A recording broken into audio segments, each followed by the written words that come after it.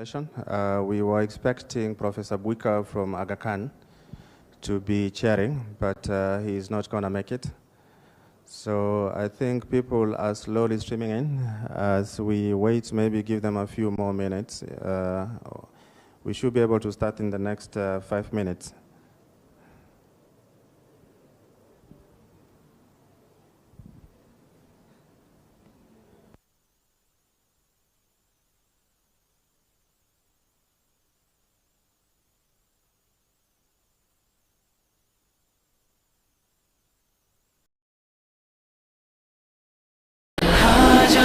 Are you planning a trip abroad? Al-Haajar Travel Agency is your trusted partner in making every journey smooth and memorable. At Al-Haajar Travel Agency, we take care of everything from booking your flight tickets to arranging your destinations with ease and reliability. And if you're planning to perform Umrah, trust the agency that's officially approved and fully dedicated to serving you with honest and care. Visit us today at Majengo Maredioni in Mombasa or call us on 0722 445668. You can follow us on social media, Instagram at Al-Haajar_travel, or send us a WhatsApp message to 0722 445668. Al-Haajar Travel Agency, your journey, our commitment. Your journey, our commitment. Name of Allah, the most gracious, the most merciful.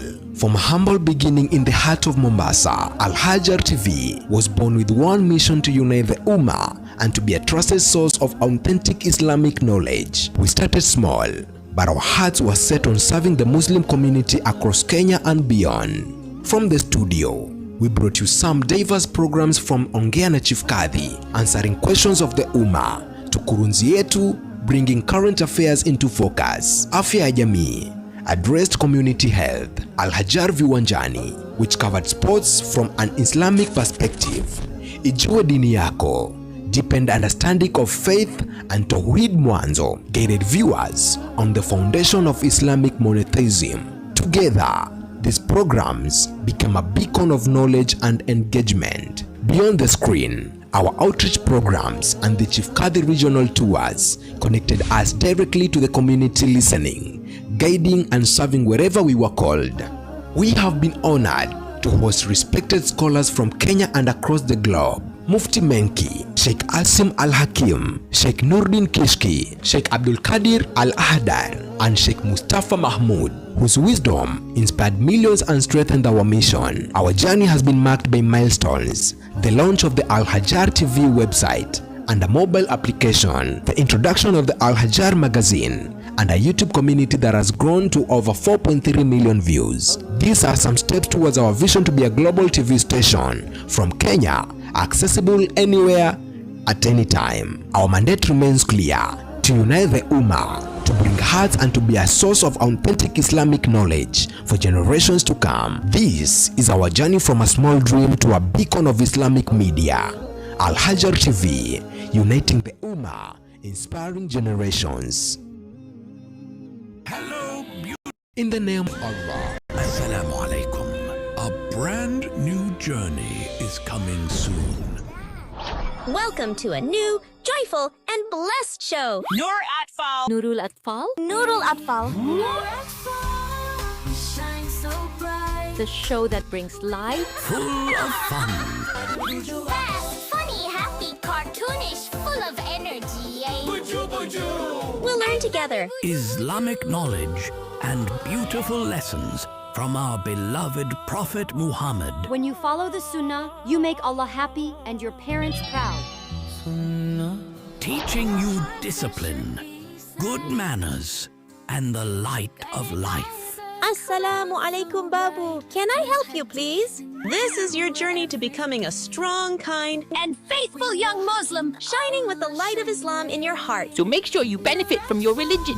Parents, make sure you subscribe Al-Haajar Kids YouTube channel and follow all our social media so your children won't miss this special program filled with faith, happiness, and guidance for life. Who is Allah? Can you say? Who is Allah? Let's learn today. Sunnah, Sunnah.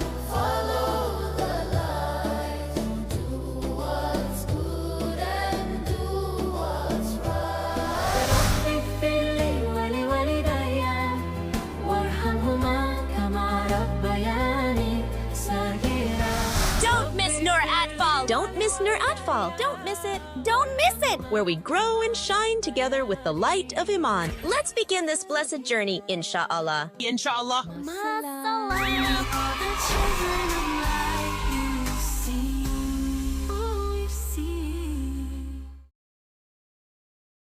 Hello, beautiful children. Assalamu alaikum. A brand new journey is coming soon. Welcome to a new, joyful, and blessed show. Nur Atfal. Nurul Atfal? Nurul Atfal. The show that brings light. Full of fun. Fast, funny, happy, cartoonish, full of energy, eh? We'll learn together. Islamic knowledge and beautiful lessons from our beloved Prophet Muhammad. When you follow the Sunnah, you make Allah happy and your parents proud. Teaching you discipline, good manners, and the light of life. Assalamu alaikum, Babu. Can I help you, please? This is your journey to becoming a strong, kind, And faithful young Muslim. Shining with the light of Islam in your heart. So make sure you benefit from your religion. So Faraj works in Mombasa in collaboration with several private hospitals, Premier Mombasa Hospital and Aga Khan Hospital. So Dr. Faraj.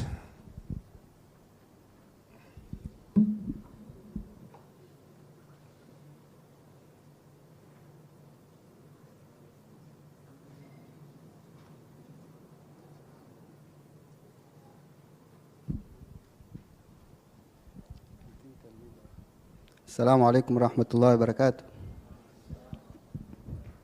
Is there a screen that I can use, or I'll use my laptop? Oh. Thank you, Dr. Salim Masood, for that kind presentation and introduction. Alexandria University, Doc, it's in Egypt, not India. So my role today is, basically this is a track, respiratory track. And we've made it basic, especially in diagnostic of respiratory illnesses. And I'm glad I've been given the role of spirometry. So those are my name and qualifications. So diagnostics in respiratory illnesses, role of spirometry. So this will be the outline of our presentation. I'll try to make it as brief as possible. I know it's something that we all had challenges when you are in our undergraduate class, especially when you are rotating in the chest units, where we see graphs and ratios and volumes, and sometimes we get confused, and we don't know what is the way forward. So I've tried my level best to simplify it, see how best you can understand a report, and when you can request for one. So there'll be a brief introduction about spirometry, and then the most important thing is the quality of the result or guiding principle. So not everyone who does a spirometry, you should take it 100% to be a normal one. Important parameters to interpret spirometry. And this usually is the cornerstone, because when you see sometimes spirometry reports, there'll be many variables and parameters, and you sort of like in the middle get confused. What am I supposed to look for so that I can say what is the possible diagnosis for this condition, or what is ailing this patient? And then utility or indication, contraindication, and a take-home message. I'll have a few printouts of spirometry that we did in the clinics. So pay attention on the presentation, and at the end of the topic presentation, there'll be some few questions for you to answer. And you never know, maybe there may be some gifts for you. So introduction, spirometry is the most commonly performed lung function test. We learned in the morning about heart, we learned about kidneys, the cardiologist say there's an ECG, the nephrologist say there's a urine, and as pulmonologists we say there's a spirometry. So diagnostic spirometry is key, and this should be the most important message that you take home. It's widely used in the assessment of lung functions to provide objective information used in the diagnosis, first of all, and also monitoring lung health. So the way we do serial UECs, the way you do serial echo, And similarly, we'll need to use spirometry to see, is this function worsening, is it improving after our intervention? And sometimes it's also used pre-major surgical procedure. For example, open heart surgery, if you want to do surgery in the lung, cardiothoracic intervention, it's something, one of the baseline investigations that needs to be used. And those are the utilities of spirometry. So spirometry basically measures flow and volume, components of ventilatory function, and is measured under relaxed or forced condition. So that means we need to have someone, a technician or nurse trained, or a doctor who really knows how to take this test accurately. For everything needs to be standard. We saw in the morning that there are some specific points where you put your electrolytes for the leads for ECG. Similarly, if you don't do a test correctly, whatever you are getting at the end of the day at the printout, it might not help either the clinician, the physician, and interpreting it to diagnose this patient correctly. So there are always technical standards documents which was developed by an international joint task force appointed by the American Thoracic Society and the European Respiratory Society. So for whoever buys these machines, so these are the standards at least you should refer to. Is this an ERS or ATS accredited or acceptable device? Rather than just buying a machine that might not give you the correct diagnosis. So the validity of spirometry results is dependent on the quality of each effort. So the person doing it also needs to do it correctly. And we usually accept minimum acceptable 3 efforts. And these efforts, the highest and the second highest FEV1, which we'll discuss what is it, is forced expiratory volume in 1 second, and the highest and the second highest FVC, which is forced vital capacity within 150 mils. This should not be something that you need to cram, because the nowadays acceptable machines, they already tell you this is a good effort, this is a poor effort, this is an acceptable, this is a usable. So all that, if you get the right machine, it can guide you accordingly. The suboptimal quality test has the potential to affect the measured parameter of spirometry and hence impact, of course, negatively on interpretation. You don't want to say this patient has nothing, he's normal, and yet he has a very severe lung disease. So these are the latest guidelines which were posted at the American Thoracic Society. It's free, it's online, you can read it, and it's something which you can easily make. But you don't have to read it. I'll make sure at the end of this presentation, anytime you can be confidently going through a spirometry, at least a basic one with a few basic parameters that are very, very important. As we are aware, everything has an advanced part of it. There's always a beginner, an advanced, and almost at the PhD level. So like the same thing with echo, there's a basic echo, advanced, and also cardiology, intervention, cardiology, PhD. They always have something added.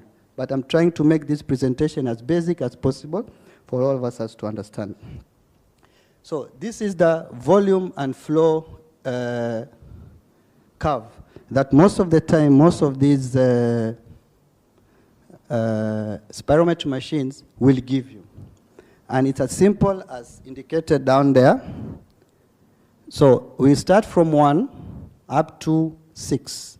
So this one is an inspiratory effort that the patient starts breathing in, feeling, meaning the lung, and then now starting now blowing forcefully. So this one going expiratory until now the peak. It's a very sharp peak. This is the peak expiratory flow rate, and now it goes down continuously, trying to blow out, so in expiration, until it reaches the tidal, the total lung capacity. And now this is the inspiratory limb. So usually this is what you need to expect. A very sharp peak, and then downwards, we're very straight. Remember, this is not curved, and it's not very sharp. And then there's another inspiratory curve. So this is a full curve that needs to be identified during spirometry. And we'll go through a few cases and see how we can interpret this together. So what are these basic spirometry parameters that when you get a report of a spirometry, just go through those few, and from those ones you already have a guiding point. So the most important thing is the ratio. So if you start from number 3 to number 1, it's the same thing. So if you look for the ratio, which is FEV1, this is forced expiratory volume in 1 second. So look at the value of the FEV1. and then look at the value of FVC, and then do the ratio. And normally, the ratio should be more than 70%. That is the standard acceptable. Although there are now studies and recommendation of lower limit of normal for each and every person according to their ethnicity, weight, height, basically BMI, and probably the age and sex. So, but the consensus is still a ratio of 0.7. Are we together up to there? So, there are some few elements that you always see in the reports, and the literatures have said that they used to be helpful in diagnosis, probably small airway diseases, but if you can stick to those basic ones, because all of these you can very easily miss an abnormal finding if you're trying to concentrate on those basic ones. And then the best one is just to stick on these three, and at the end of the day, you'll have a good report for your patients. So, as I said, we have nowadays, the guiding is there are some limits of normal of those age groups, and everything nowadays is calculated at Z-score, and there's a Z-score of -1.64. It should not worry you, because the reports which are in those standardized machines by the ERS and ATS, they also give you what? A Z-score. So, the ventilatory defect that can be broadly classified. So when you are doing a spirometry, this is what you are going to get. And now from this, putting into consideration the presenting complaints, the history, the clinical examination, then you can delineate what is ailing this patient. And there are very basically two major important usage for spirometry. And basically is to differentiate between obstructive and a restrictive. Or it can still be mixed or non-specific ventilatory pattern. Now from here, you need to do now advanced other testing for you to diagnose this patient condition. But with only spirometry, you can still know what you are dealing with, and you can confidently tell this patient, this is not respiratory, probably there's cardiac, there's muscular, there's other neurology issue pertaining to your problem.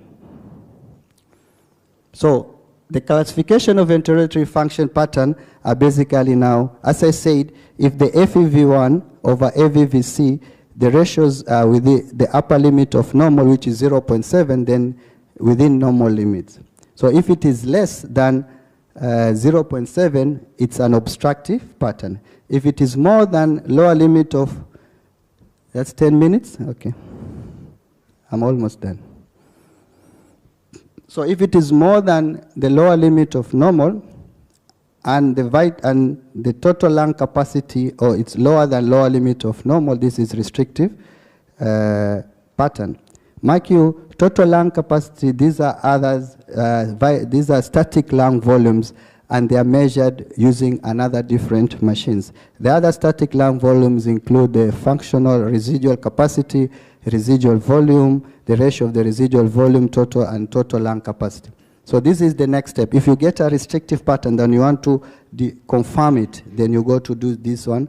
Another one is the LCO, the diffusion capacity for carbon monoxide. But those are more now additional tests after you get a purely, if you want to now to confirm this as a restrictive pattern. After you've done your spirometry, most of the time there's a term we commonly use like post-bronchodilator. What is post-bronchodilator? This is basically, once you've done your spirometry and you've seen this patient has an obstructive pattern, you want now to differentiate. Is this a reversible obstructive pattern, or is it a persistent, is it a chronic thing which is not reversible? And that can aid or possibly tell you this, you are dealing with either an asthma or what? COPD. So baseline spirometry is what we always do, or these are called pre-bronchodilator. It's generally used as the basis for interpretation of spirometry. And then now for obstructive pattern, whereby when your ratios are less than 0.7, you now do this post-obstructive post person. So this is the normal curve of the expiratory and the inspiratory. So this is slightly, there is concavity because of age limit, okay? But look at number C, there is concave pattern.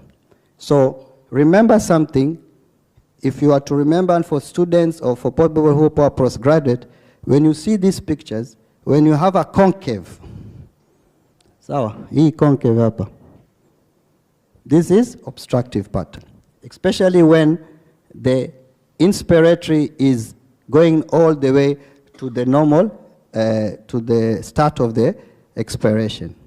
So this patient had an obstructive pattern, and after post-bronchodilator, the volume, the curve changed from here to the dot, to the dashed one, whereby the dotted was the normal. So there was a good what? Reversibility. And remember, look at the inspiratory curve. This guy had severe obstructive pattern. Look the way it is concave, and inspiratory is okay. Because you see, it's obviously, people who have obstructive pattern, and you are all aware that our respiratory efforts, we use, it's an active process to breathe in, but rather, breathing out is a passive process. There's a normal elastic recoil of your lung that will push your air outside. So if your airways are narrow, there's air trapping, you'll have to use a lot of force. That's why most of patients who have obstructive airway disease will cough those to open up those airways so that they can breathe well. And now this one, look at this. It resembles what? There's a heart of magicians, those long hearts. Okay? So this is a restrictive pattern. It's both reduced in the inspiratory and the expiratory and inspiratory phase. So when you do these ratios, of course, if the upper is reduced, both of them are reduced, you'll get a normal ratio. And look at the inspiratory curve, it's away from the normal curve. And last but not least, this is what? Who is listening here? Yes. What is this? It's obstructive. This is a concave one. But look at the inspiratory is slightly reduced. Reason being, with sometimes air trapping, you can still get a reduced inspiratory because there is no space for you to breathe. So there's sort of like a mixed restrictive. It can be either mixed, obstructive and restrictive, but with significant air trapping, you can still get a reduced lower curved. So these are the basic presentation that you'll ever see in patient, and this is what you need to look. If you don't understand this, there's something else you need to check. So when I give you the sample test, you can easily know from there. So contraindication, of course, not everyone who comes, you just do a test. So active respiratory infection, you don't want to contaminate the environment. You remember, during corona, coughing and everything, because they use a lot of force. And at the end of this session, there'll be a practical session. I want to invite all of you. I think you are aware. It's in the program, whereby we've tried to bring one of our closest, our teachers, who has taught all of us about respiratory medicine, and she'll be here to educate us on how to do correctly spirometry. So features of heart failure. So patient overtly dyspneic, pulmonary edema, akona lower limb swelling. You don't want to put this patient now to distress him and doing a spirometry examination. Significant or large multiple lung bullae. Why? You can rupture this because of the force and easily cause a pneumothorax. So meaning if you get a very sick patient, don't rush for a spirometry. Do at least an image, a chest x-ray, or even a CT scan if indicated. Or of course unable to follow instructions. So young children, probably who might not be able, or very frail elderly patient that cannot understand, then you cannot do the test.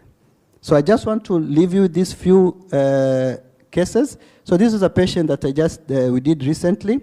These are the best that the patient could have done. So you see, I've tried to minimize the reports for only the basic that you see, FVC, FV1, FEV ratio. What is the ratio? 68.7. So less than 0.7. So what is this? Obstructive pattern, okay? So you look at the Z-score. You remember Z-score? It was negative 1.64. You see, it's even given you, this is negative 2.5. Post-bronchodilator, it has jumped from 68 to what? 79. So is this reversible or not reversible? Reversible. So probably this is an asthmatic patient. Another patient, look at this. What is the ratio? Normal, 77.9. But look at the FEVC and FEV1. Look at the FEVC. It's what? 44%. So what is this? Look at the curve here. Restrictive pattern. Another one. This is another patient. Look at the ratio. This is a post-bronchodilator, 46.9. So this is purely what? COPD, okay? Post-bronchodilator with such levels, this is chronic obstructive airway disease. And last but not least, look at this. Hassan Ngarabas.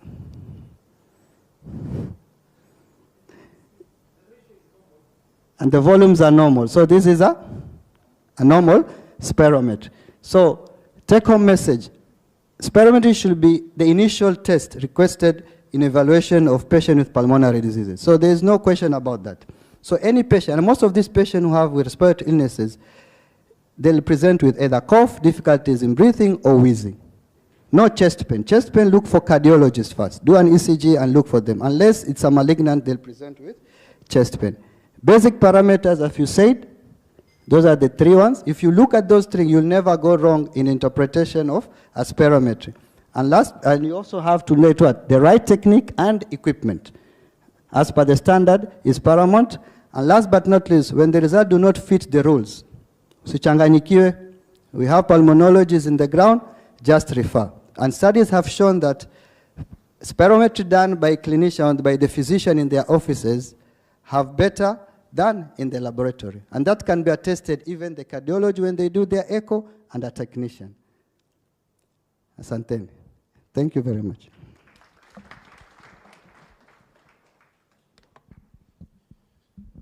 Thanks, Dr. Faraj, for that excellent presentation. I'm not sure if we should take questions now or we should take questions after all the presentations. Maybe we should keep the questions to after we finish with the presentations. We shall also have, I think, a practical sessions for those interested to see how the spirometry procedure is done. So we have Sister Kagema, who Faraj was referring to, our great teacher from KNH. She can demonstrate to you how the procedure is done. She'll be here. I think it's in the program. There's a 1 hour practical session after that. Probably there'll also be practical sessions also for the other procedures that you are going to present, hopefully. So next presentation is also another procedure in pulmonology, bronchoscopy. So we are going to have Dr. Mahmoud Abdulaziz do a presentation on the role of bronchoscopy. Dr. Mahmoud Abdulaziz is a pulmonologist based in Mombasa at the Coast General Hospital. So he has done his master's and fellowship again at Alexandria University, not in India, but Egypt. He's an active member of the Respiratory Society of Kenya, Pan-African Thoracic Society, and the European Respiratory Society. He has a special interest in intervention pulmonology, critical care, and sleep medicine. So Dr. Abdulaziz, welcome.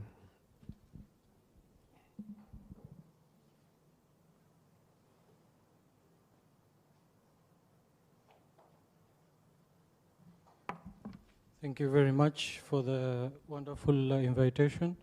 I would like to thank KAMMP for inviting me and also giving congratulations for quite a good organization of the conference. So my topic will be the role of bronchoscopy,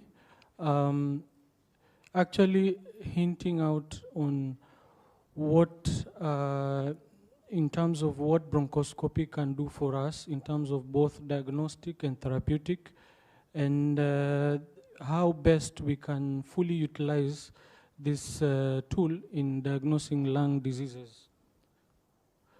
So that's my outline. We're going to describe what bronchoscopy is, types of bronchoscopy, indications, contraindications, and possibly complications. So bronchoscopy is actually a diagnostic and therapeutic procedure that permits direct visualization of the tracheobronchial lumen with the help of a bronchoscope. So a bronchoscope is a simple optical fiber tube that goes into your airways, and we can go through the what you call the mouth or the nostril, or even in other patients intubated through the ETT, or even the LMA, what we call the iGel. So this tube is, we have what we call a rigid scope and we have a flexible scope. So a rigid scope is a metallic scope which basically we use it mostly for advanced interventional procedures. So most common that we use is the flexible scope because we can navigate in different lung segments and even different lobes. For example, a rigid scope will not give you adequate access of the what you call the upper lobes or even the subsegments of the lower lobes. So we will have a bit of a picture here and a bit of a history. So Gustav Killan was the father of bronchoscope who discovered the rigid bronchoscope 1897, followed by the Jackson, who is the otorhinolaryngologist who did the first rigid bronchoscope with an illuminating tip in 1904. And then now there was the introduction of the fiber optic bronchoscope by the Japanese called Shigeto Ikeda. So this is what you are seeing here is the flexible scope. You can see this is the what you call the suction channel. This is the working channel. This is what connects us to the tower or the monitor, the image. And of course, these are the lenses with which we use optic fiber. And this is the working channel which we pass through instruments here. So in a nutshell, actually fiber optic bronchoscope has surpassed the use of rigid because whatever we can do with the rigid in terms of interventional procedures, we have different sizes of the fiber optic. The larger working channel can do any interventional procedure. So that's why we have really adopted this, but it doesn't mean the rigid. Sometimes we do combine. In patients with foreign body, we can do the rigid intubation, and then we go through the rigid with the fiber optic to get the foreign body. So these are just the normal images. As you can see, these are the vocal cords, true vocal cords, the tubercles. Just to see how when we are doing a bronchoscope, we are able to, get the anatomy right, yeah, and even diagnose any endobronchial lesions. For example, if there are mucus plugs, we are able to diagnose. If there is a mass, we are also able to diagnose. Sometimes even because it's a real test procedure, even the movements of the muscle. For example, if you're suspecting a bronchomalacia, you can actually see the collapse of the airways during expiration during the bronchoscope. So in a nutshell, those I tried to group the indications, which is very important, into the what we call investigation of symptoms. For example, a patient has a hemoptysis. We do not know what is the cause of this hemoptysis. So we need to evaluate, could it be a bronchogenic carcinoma? Could it be a TB? Sometimes you're seeing patients whereby you are doing a sputum, repeated sputum, gene expert is negative, and even the patient sometimes just has a slight cough, doesn't have the B symptoms, and then we say the patient doesn't have TB, and the patient is given frequent antibiotics, and then after 2 months, when you do a bronchoscope, the patient has advanced stenosis because the TB was diagnosed late. So any patient with hemoptysis is good to be evaluated. The other thing is suspected neoplasia.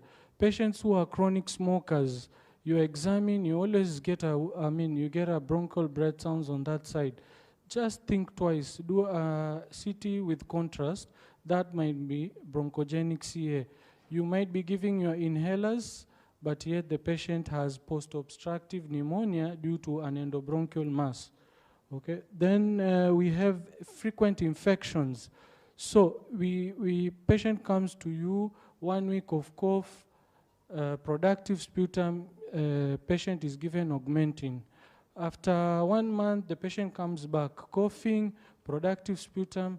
Oh, let's escalate, let's do meropenem. The patient is given meropenem.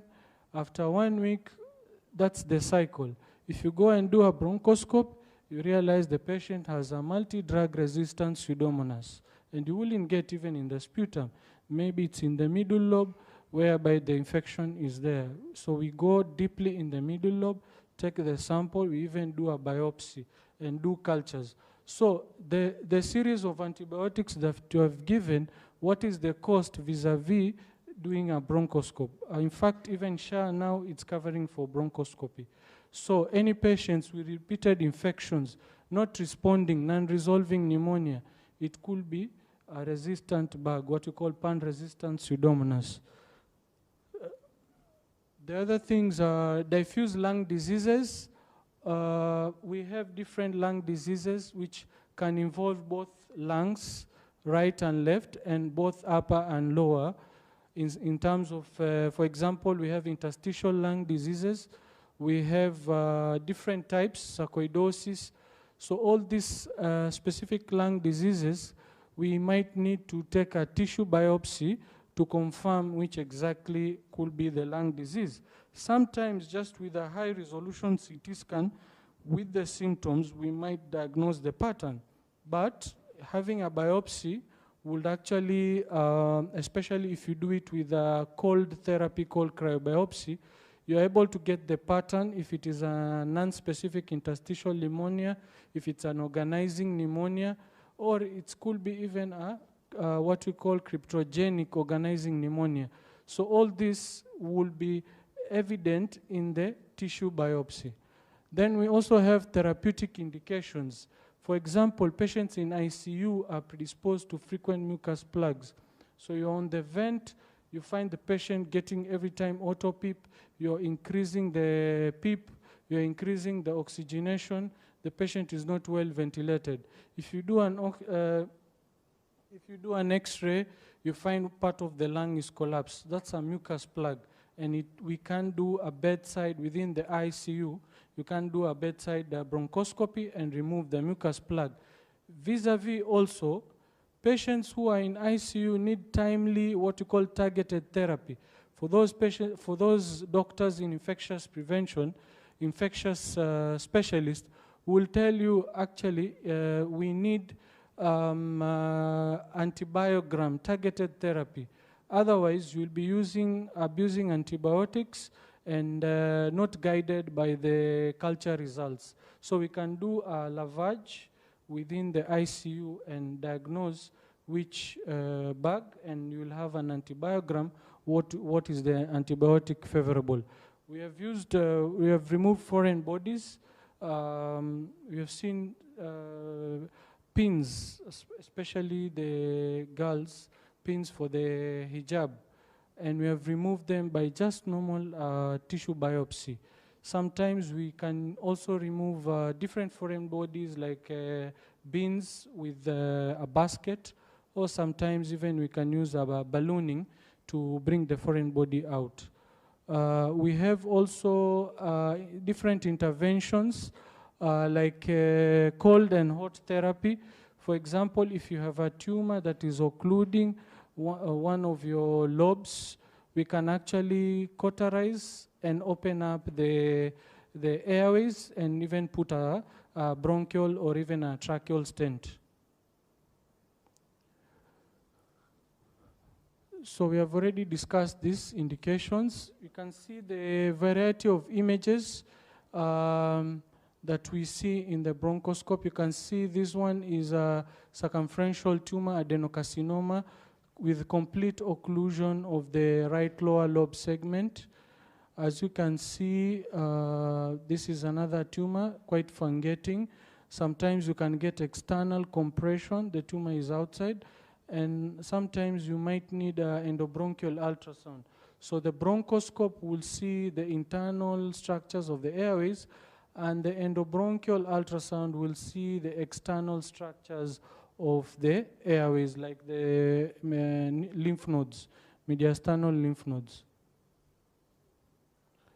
This is what we see in TB. We have different images, almost 6 types of TB appearances within the bronchoscope. As you can see, this is one of them, necrotic granuloma. This is hyperemic area with a bit of stenosis and edema. This is just but a few. So opening a bronchoscopic service doesn't entail much. This is the bronchoscopy suite. You just need the tower for the bronchoscope. You need the monitor, okay, for the SpO2s, blood pressure, and the ECG.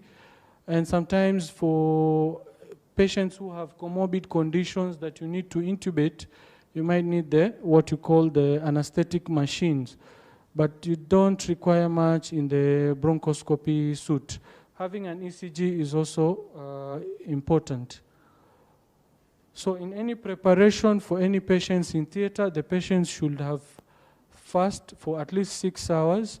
The patient should have given a consent. At least we have a hemogram, and the patient with possibly cardiovascular issues should have gotten an ECG or an echo and a kidney function test. For the patients who we want to do a lung biopsy, possibly they have malignancy, it's good to do a coagulation profile and an INR just to see the bleeding risks. So these are the pre-preparations, and in terms of post-preparations, in terms of having the bronchodilators, nebulizers, to make sure in case we get bronchospasm, we have everything in order. So what do we do during the bronchoscopy? We can do a bronchial wash. This is simply putting saline within the affected lobe and aspirating it. We can do bronchial brushing, which we could analyze the different cells, whether we have malignant cells, whether we have fungal infections. We are able to analyze through the cytology brush. We can do an endobronchial biopsy, where we can take multiple forceps biopsies for both histopathology and even culture. Of course, bronchoalveolar lavage, so the difference between this and this is that this one we wedge in that specific lobe to take the sample. Also, we can do a transbronchial lung biopsy and also a transbronchial fine needle lymph node aspirate. So if a patient has multiple lymph nodes, possibly mediastinal or even subcarinal, we can go and through the bronchoscope, take various samples and even fix in the slide and diagnose the problem. So it might be either TB, lymphadenopathy, or sarcoidosis, or even lymphoma. So what are the complications? For any procedure, there is a complication. So because of the irritation of the airways, sometimes we have bronchospasm and laryngeal spasm. So we normally try as much as we can, infiltrate well your lignocaine, or even do nebulization of lignocaine before the procedure. And even in case they get a bronchospasm, we are well prepared in terms of the nebulizer and the different injections. So hypoxemia is a common complication, but with the proper airway management and proper patient selection, we hardly get to see this problem. Cardiac arrhythmias, of course, patients who have underlying cardiac issues, previous coronary artery disease, have at risk to get cardiac arrhythmias. So infections, so if we don't follow the infection prevention ways and proper wash of the machine, then we can actually contaminate different scopes to different patients. So we really need to adhere through the infection prevention methods to avoid this complication. Hemorrhage, yes, we do get hemorrhage, especially patients with tumors, but we have a hemorrhage protocol whereby we use adrenaline, cold saline, and even compression with the scope to stop the bleeding. Pneumothorax is possible. We are taking lung biopsy, but we hardly get this. We normally do a procedure after the taking lung biopsy. We do after 2 hours chest X-ray just to make sure. But in case we are already prepared for a chest tube insertion or a pigtail. Respiratory failure is possible, especially patients who are COPD. They tend to go to type 2 respiratory failure. So minimally having less time within the bronchoscope, it's better to avoid these complications. Contraindications, so it's always advantage. We have several advantages with this, but when it comes to risks, if someone has an underlying risk, then it's good to postpone until when the patient is stable. So if the patient is hypoxic, you have SpO2 is 80, you wouldn't be advised to really take that patient to a bronchoscope. Or if the patient has bleeding disorders, maybe history of a serious upper GI bleeding, you are to really be careful. Of course, we need consent, and patients who are anemic, we normally do HB of 9 to 10, at least 10. We avoid patients with high BP. Any patient with a BP above 150/90 is possible to control the blood pressure first and then to take the patient for bronchoscopy. Any recent heart failure, arrhythmias, AMI, pulmonary embolism, we better avoid going in for the bronchoscopy. Even uncooperative patients, because sometimes we do most of the time with sedation. We don't need GA, we do with sedation, and sometimes patients are quite uncooperative, so it's good to avoid such.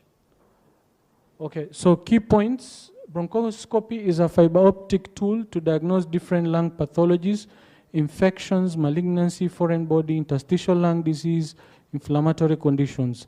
Persistent chest symptoms with imaging abnormalities like consolidation, atelectasis, opacities, cavitation, nodules warrant a bronchoscopy. Bronchoscopy has both diagnostic and therapeutic indications. Proper preparations ensure safety and maximum diagnostic and therapeutic utility of the bronchoscope. So you have to be well prepared, like, okay, I'm going for a bronchoscope. What do I want to do for this case? For example, this patient had a hemoptysis.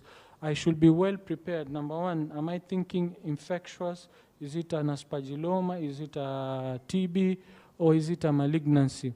So what am I doing? Am I doing only a lavage? Am I also doing therapeutic bronchoscopic hemostasis?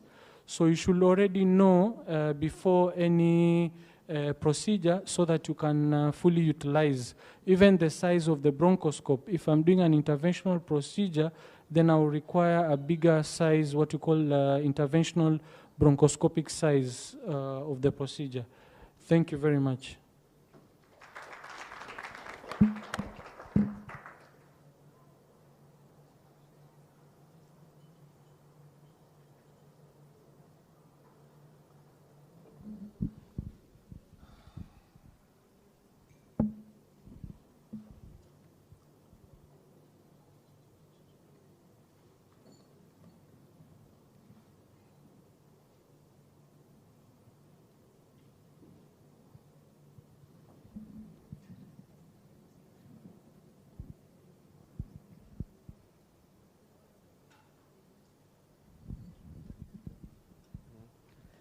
Thank you, Dr. Mahmoud Abdulaziz, for that wonderful presentation. Now I have the pleasure to introduce our next speaker. Our next speaker is Dr. Salim Masood, consultant physician and pulmonologist. Dr. Salim R. Masood is the head of the pulmonology unit at Kenyatta University Teaching and Referral and Research Hospital, KUTRRH, in Nairobi.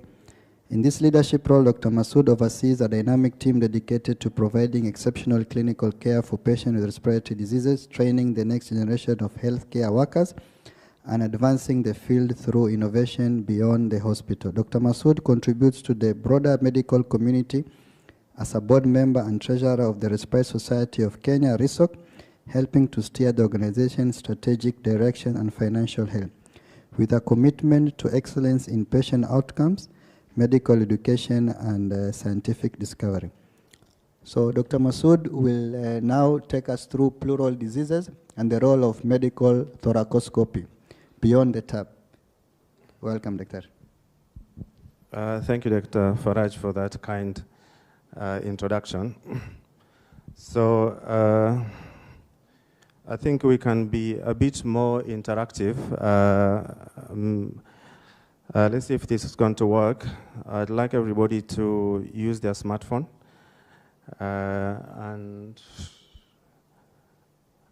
Okay.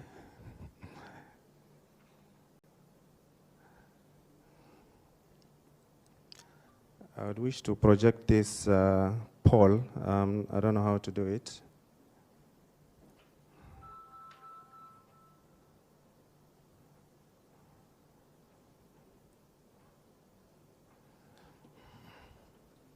Can you project this?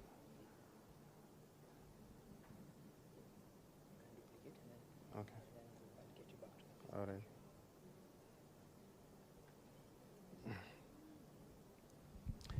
Okay. So let's try to be a bit interactive. Maybe you can use your smartphones, your tablets, your laptops. Scan the code, or if you cannot scan the code, go to slido.com. You put the code, and we'll start seeing answers coming in. Let's try as many people as possible give answers. So we have a 68-year-old patient who presents with a large and symptomatic pleural effusion. I had an X-ray. I'll show you for this one. I was not able to put it here. So what will be the most appropriate next step in the management of this patient? So at 2 minutes.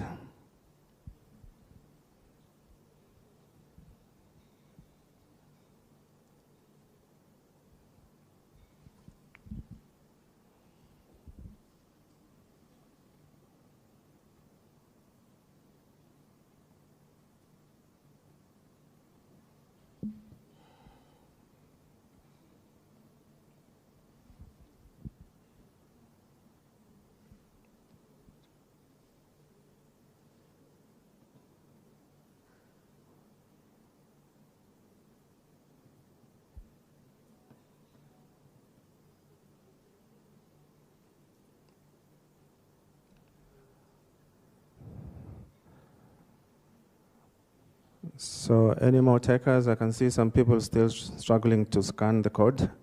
So give them a minute.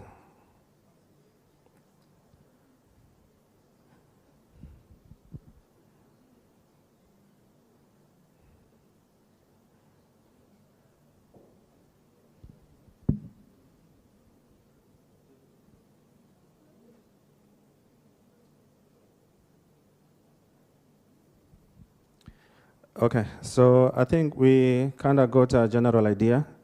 Majority of the audience think that we should perform diagnostic and therapeutic thoracocentesis. So hopefully I should be able to discuss these answers in my presentation.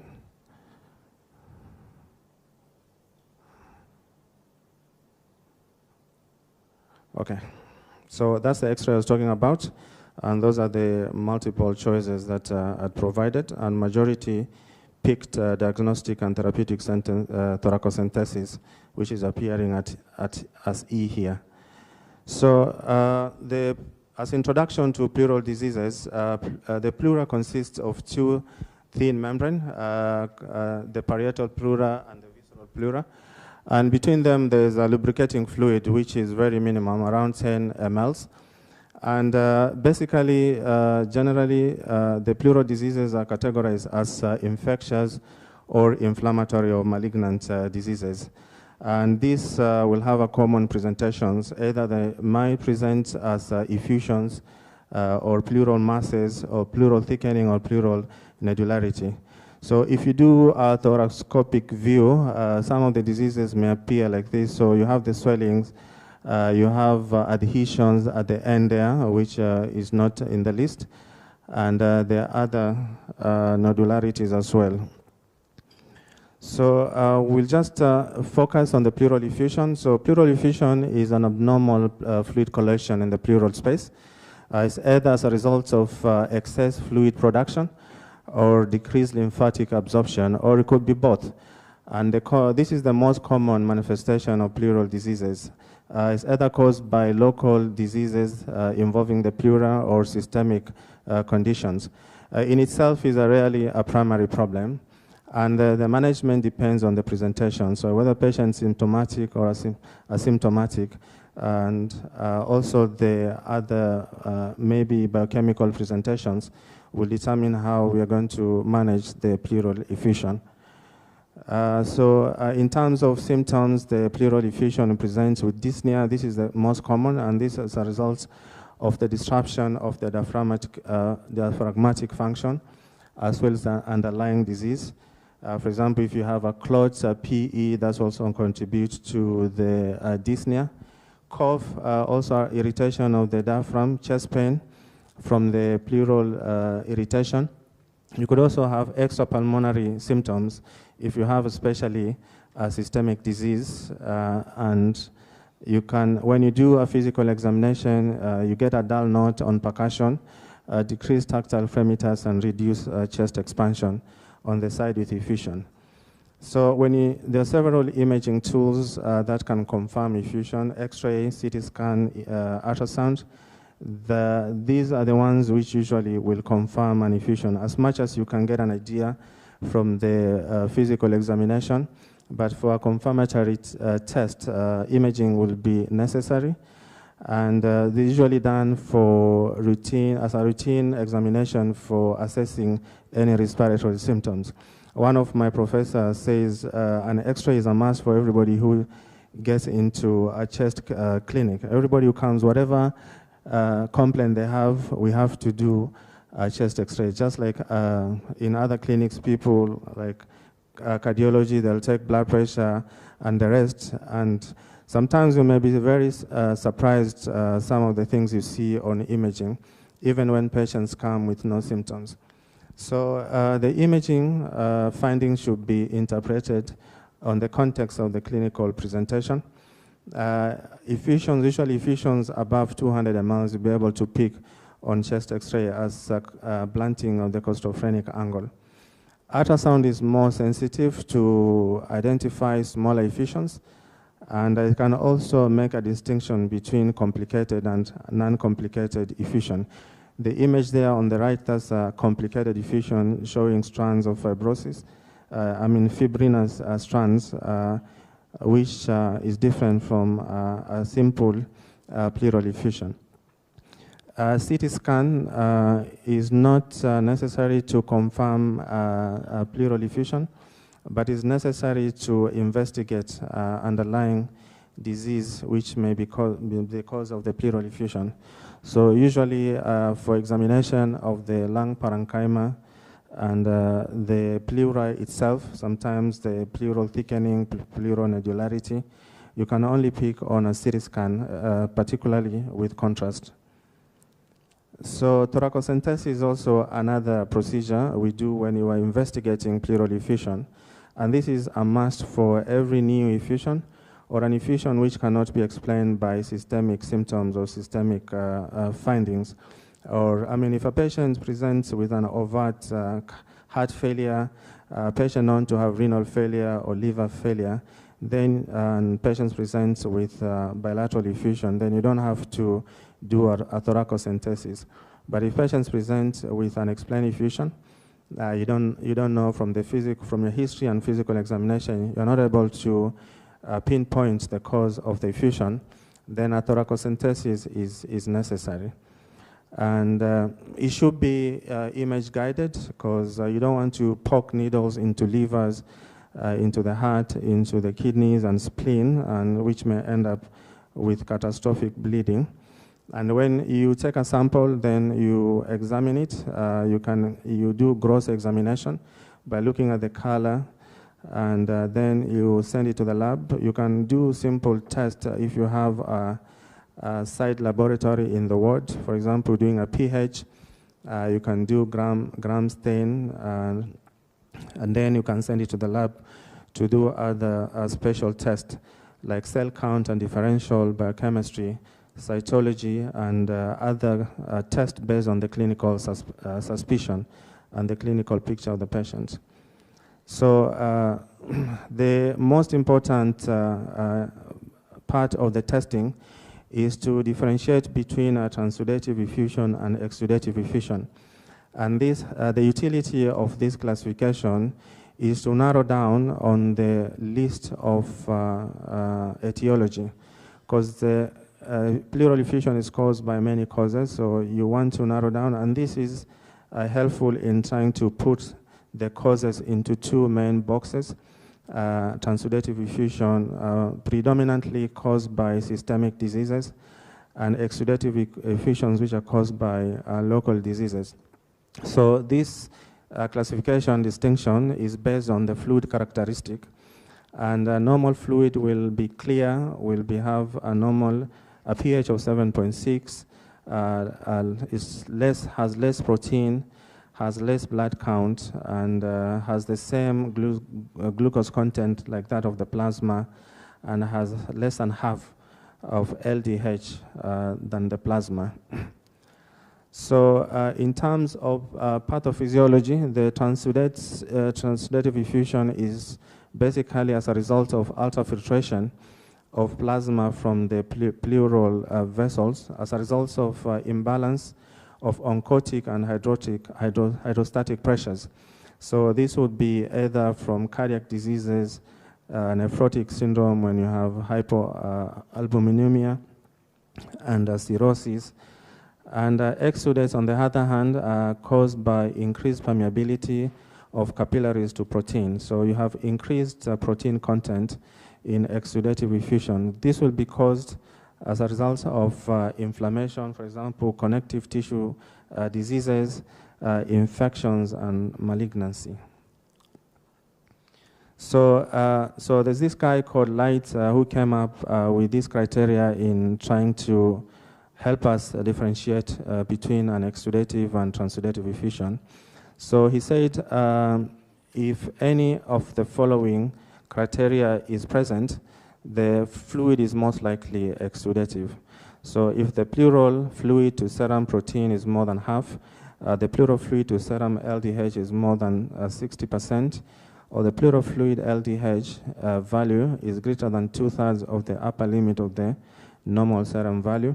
So the chance that this is considered an exudative effusion.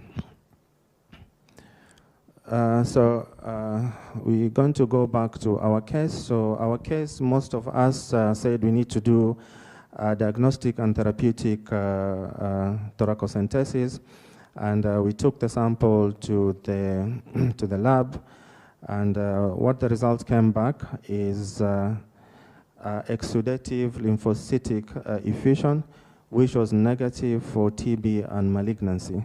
So what will be our next appropriate step in our patient? So our patient who has a large pleural effusion symptomatic, we did a thoracocentesis, came back exudative, lymphocytic, negative for TB and malignancy. So let me see if I can put the poll up again.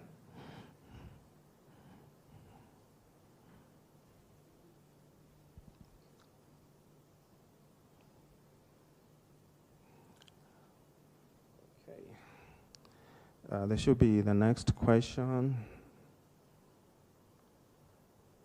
Okay, how do you get to the next question?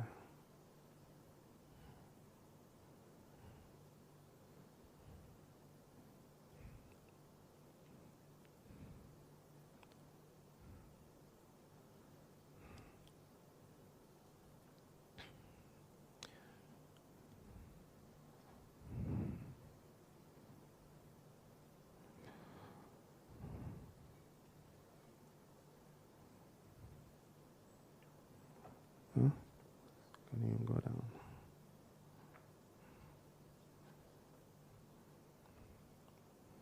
It doesn't go down.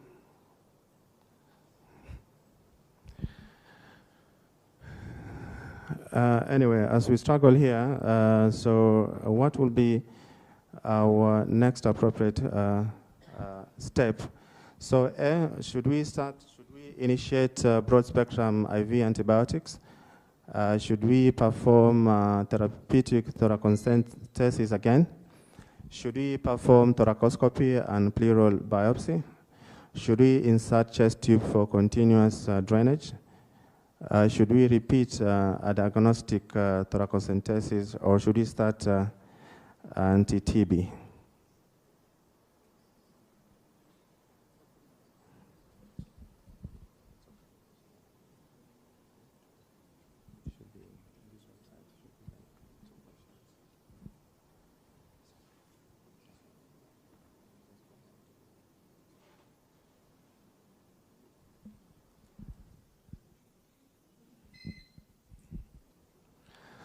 Okay, so I'm not able to put up the poll, so I don't know who.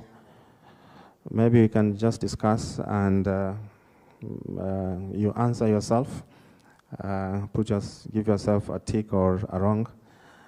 So I'll go first with the repeat thoracentesis. So some people suggest that initially it was suggested that a single negative thoracentesis may not be adequate because of the yield of the pleural sample.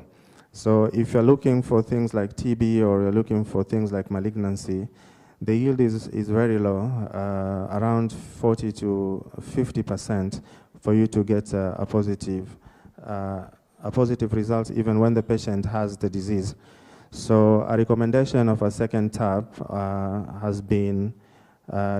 is recommended by some people. But looking at the guidelines here, we have 3 guidelines first by the British Thoracic Society, says a second tap is acceptable, but a third is not recommended. And the reason is a second tap might increase the yield level, but a third tap, the yield level plateaus after the second tap. And if you do repeated taps, 3rd, 4th, 5th, 6th, it will not add any yield, any additional yield. So maximum 2 taps. You run the same test looking for TB or malignancy. If you get it negative, second time, then there's no point of doing a third one. The American Thoracic Society, European Respiratory Society, the conditional recommendation for a second type only if in low suspicion cases. But for people who have high suspicion clinically for malignancy or TB, then a second tab is not recommended. American chest physician academy also says only maximum of 2 attempts. A third one is not recommended. So either you do 1 tap or you do 2 taps. The next step should be a pleural biopsy. That will be what the recommendation suggests after negative taps. So a pleural biopsy is indicated when you have undiagnosed exudative lymphocytic effusions, either from a single tap or 2 taps. If you have an obvious pleural mass or thickening or nodularity, there's no need of doing multiple taps. Or you have recurrent effusion of unknown etiology. So you have done multiple taps and you don't have any etiology, then you need to do a pleural biopsy. So the biopsy is done by 3 main methods. Either you do a pleuroscopy or what you call medical thoracoscopy. You can do an image guided using ultrasound or CT scan, or you can do a blind biopsy without any imaging guidance. So medical thoracoscopy is one which is recommended mostly, and it is the gold standard for diagnosis of pleural diseases. So it's done either under local anesthesia or with conscious sedation, with or without conscious sedation. It's a well-tolerated and very safe procedure with very low mortality. and very low rate of complications. It doesn't require a lot of resources. You just need a telescope, local anesthesia, and then you can perform the procedure. So the contraindications, if you have no pleural space, if the pleural space, for example, you have done a pleurodesis and is sticking to each other, then you don't want to puncture the lung. There's an absolute contraindication for doing a pleuroscopy. If you have advanced empyema with suspicion of adhesions, then also that is dangerous. You may end up puncturing the lung. If you have pleural thickening, or you have pleura which is fused by mesothelioma, or you have pleurodesis which was done before. The relative contraindication, patients not able to lie on their side. Patients have frank cardiac failure, respiratory failure. They have low platelets. They have refractory cough, pulmonary hypertension, and if they have recent MI. So this is just steps through the procedure, just like any other procedure. You prepare the patient, getting consent, fasting, doing preliminary tests, position the patient, get IV access, supplementary oxygen, and then you do ultrasound.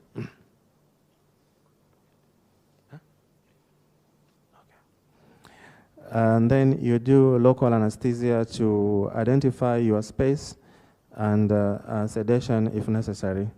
So this is just a pictorial presentation of the procedure. And then what you do is you identify your skin, make a skin incision about 1 centimeter. You do blunt dissection. You insert your trocar. Either you do uniport, one port, or you do multiple ports, depending on your instrument you have. You insert your telescope, and then you get into the pleural space, and you do the biopsy by the pinch and peel technique. You try and do that at multiple different sites. Never touch the visceral pleura. That is an area for the surgeons. As for pulmonologists and physicians, we are just limited to the parietal pleura. And then you transport your sample for histology and saline for microbiology. So some of the complications: bleeding, emphysema, injury to the lung, re-expansion, pulmonary edema, infections as usual, pain, and fistula. The second method of getting pleural biopsy is to do an image-guided biopsy. If you have an obvious mass or pleural nodularity which is accessible with a needle, either with a CT scan or ultrasound, it is safe and effective. And then lastly, we have the blind pleural biopsy. This has come out of date. It's no longer used because of the risk of complications. It's associated with high risk of a pneumothorax of about 18%. So it's no longer used. The other thing about it, it is just random. You're just randomly sampling pleura. So if you have diseases which is not like diffuse the whole pleura, then the chance of you getting the right sample is very low. Unless you have like a diffuse disease like TB, which is going to be all over, then this was the method they used to do, especially for TB. So comparing all these methods, the pleuroscopy or thoracoscopy has the highest sensitivity for making a diagnosis of malignancy at the level of 97%. For TB is almost like 100% if you do thoracoscopy. Thoracoscopy is good. It's minimum invasive procedure. It helps improve diagnosis, and it has advantages over traditional methods like thoracentesis and a closed pleural biopsy with fewer risk and faster recovery, and it has a broader clinical applications. Thank you.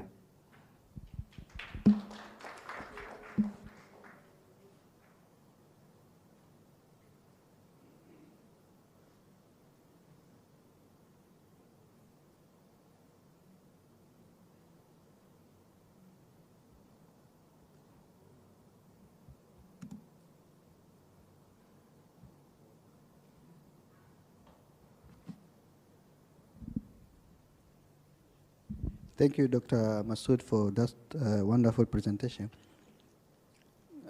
Are we tired or we need to do some stretching kidogo? Omar, nyosha watu mikono kidogo. Let's stand up kindly and stretch a little bit while he's setting up for our next presenter.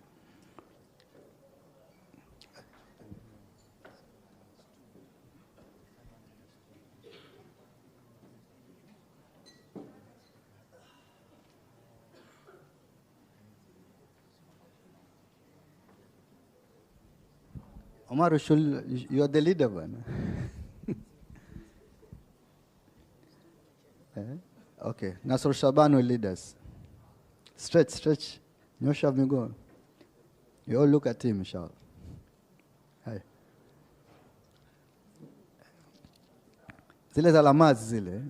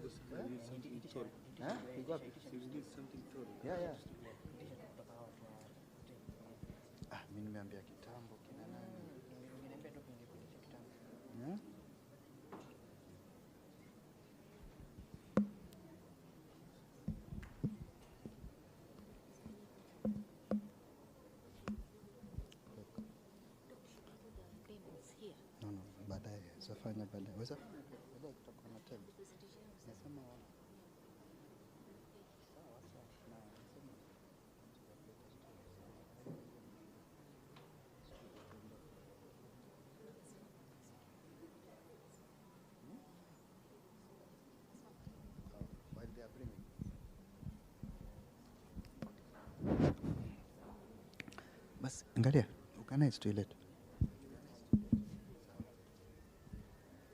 So, thank you very much, Dr. Shaban Nasser, for stretching us. Now, our next speaker, we have a pleasure to introduce our senior pediatrician and pediatric pulmonologist. Some of us were under her when you were general practitioner and medical officer. Dr. Mwanaisha O. Hatimi, pediatric pulmonologist at the Aga Khan Hospital, Mombasa, completed undergraduate and postgraduate medical training at the University of Nairobi, and later pursued as a specialty in pediatric pulmonology at University of Cape Town. She's practicing at Aga Khan Hospital in Mombasa.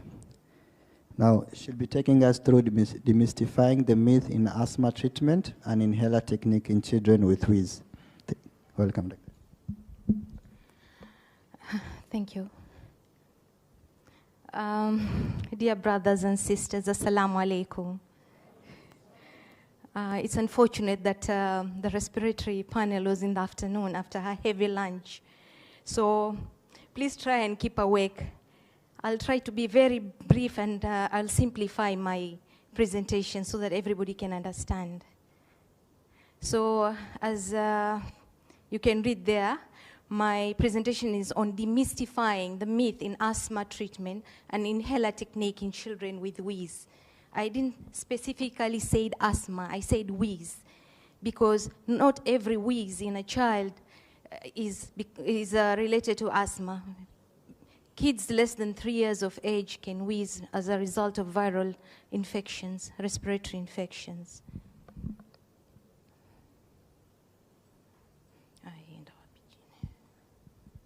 This is just disclaimer. I don't know what happened to my slides. They look bigger than they're supposed to. Okay. Now, my presentation will focus, I will try and simplify my asthma management in children, but I'll focus more on the use of inhaler in children. And this is where we have a problem. Most of us, we tend to write syrup prescriptions, tablets, and even when we send a patient to go and get inhalers, we don't even teach them on how to use. So we expect them to know how to use inhalers. So today, my objectives are as follows. Understanding asthma pathophysiology in children. We are going to review the pharmacokinetic process in inhalation therapy. We'll compare inhalers, nebulizers, and syrups across different age groups. And I'm going to highlight the correct inhaler technique for children. And I intend also to show you how to use the inhaler. I think I also have assistants around whom I've taught. We'll also dispel myths and emphasize evidence-based medicine. Okay, a child is not a small adult. The anatomy, the physiology, the metabolism is different compared to the adults. You look at their airway, it's very narrow. And when there's inflammation going on, it becomes even more narrow. So they tend to go into respiratory distress much more than older kids and adults. And they tend to desaturate much faster. So a child is not a small adult, I repeat. So by definition, asthma is a chronic inflammatory disorder of the airways, characterized by recurrent wheezing, cough, which is mainly nocturnal or very early hours of the morning, breathlessness, and they get chest tightness. The triggers you all know include allergens, viral infection, exercise, and environmental irritants. The symptoms vary in frequency and intensity over time. So this is just a diagram to show you how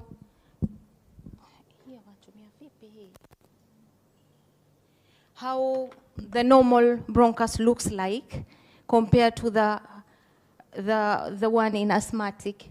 You can see how the airway is so narrow. There's a mucosal plugging of the airway, thickening of the bronchial wall.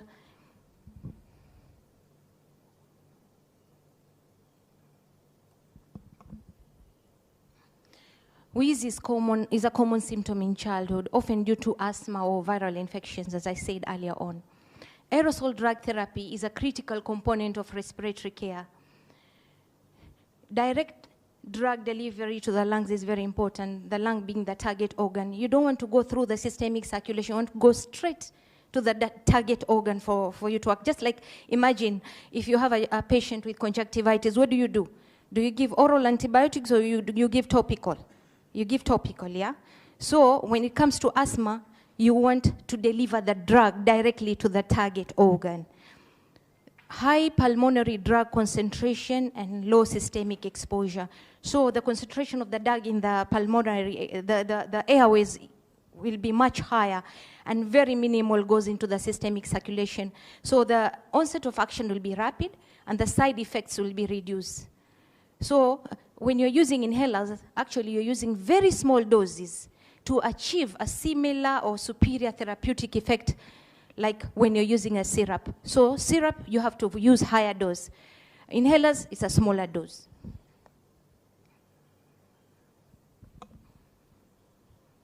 This is just a diagram to show you how the drug reaches the airways.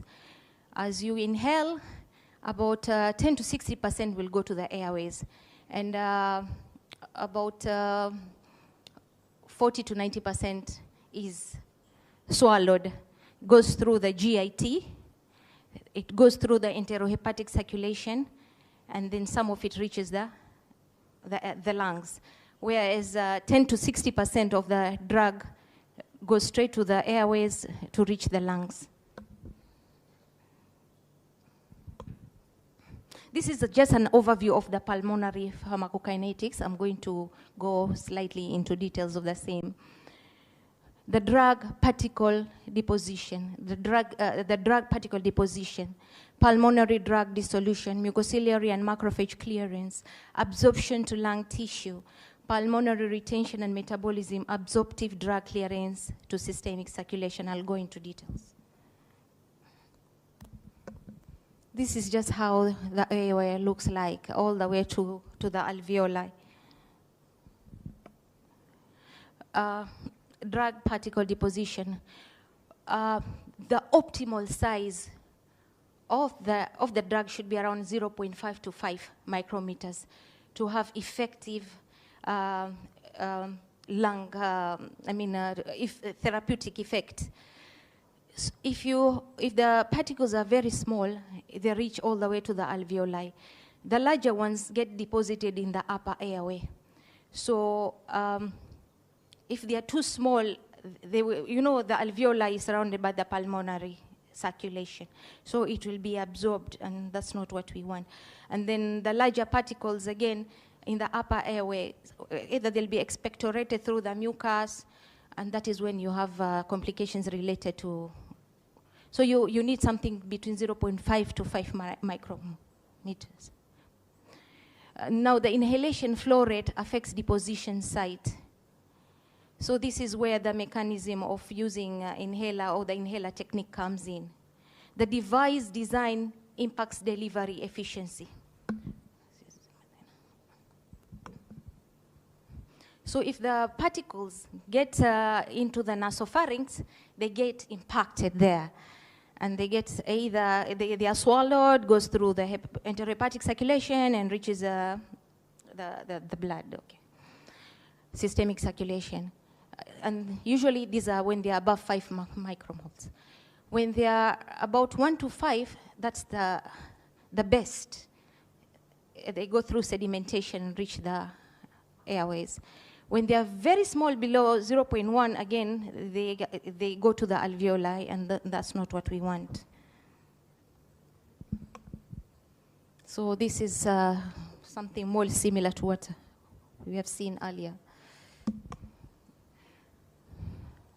So as soon as you inhale your drug, it dissolves in the epithelial lining fluids. If it's the bronchioles is usually the mucus, and when it reaches the alveoli, it's the surfactant. So the drug dissolves in the surfactant and the mucus in the airway. Now, the drugs that are very hydrophobic, like fluticasone, that is inhaled corticosteroids, they dissolve very slowly. And this has an added advantage because it gives a prolonged effect. And this is advantageous in the sense that it is used as a controller therapy. While hydrophilic drugs like albuterol, salbutamol dissolves very fast, gives a rapid onset of action, and used as a reliever medication. The mucus in the bronchus, the surfactant in the alveoli, all influence dissolution rate. Mucociliary and macrophage clearance. In the upper airways, in the bronchus, the cilia moves mucus upwards to clear particles from the airway. So the large particles that were deposited there, they will be cleared off. Particles reaching the pharynx then get swallowed and eliminated via GIT. It's okay, it's okay, it's okay.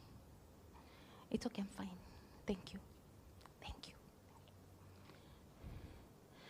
Alveolar macrophages, they clear the particles that are deep inside. I think this slide is a repetition. The clearance rate depends on the airway size and mucus viscosity. Now, what kind of devices do we have? We have meter-dose inhaler, that's MDI.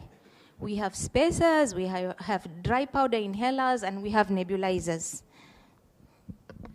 You can see a child there using a nebulizer. We have all sorts of dry powder inhalers and MDIs in the pictures. That's one example for spacer and a meter-dose inhaler. I'm going to compare the devices.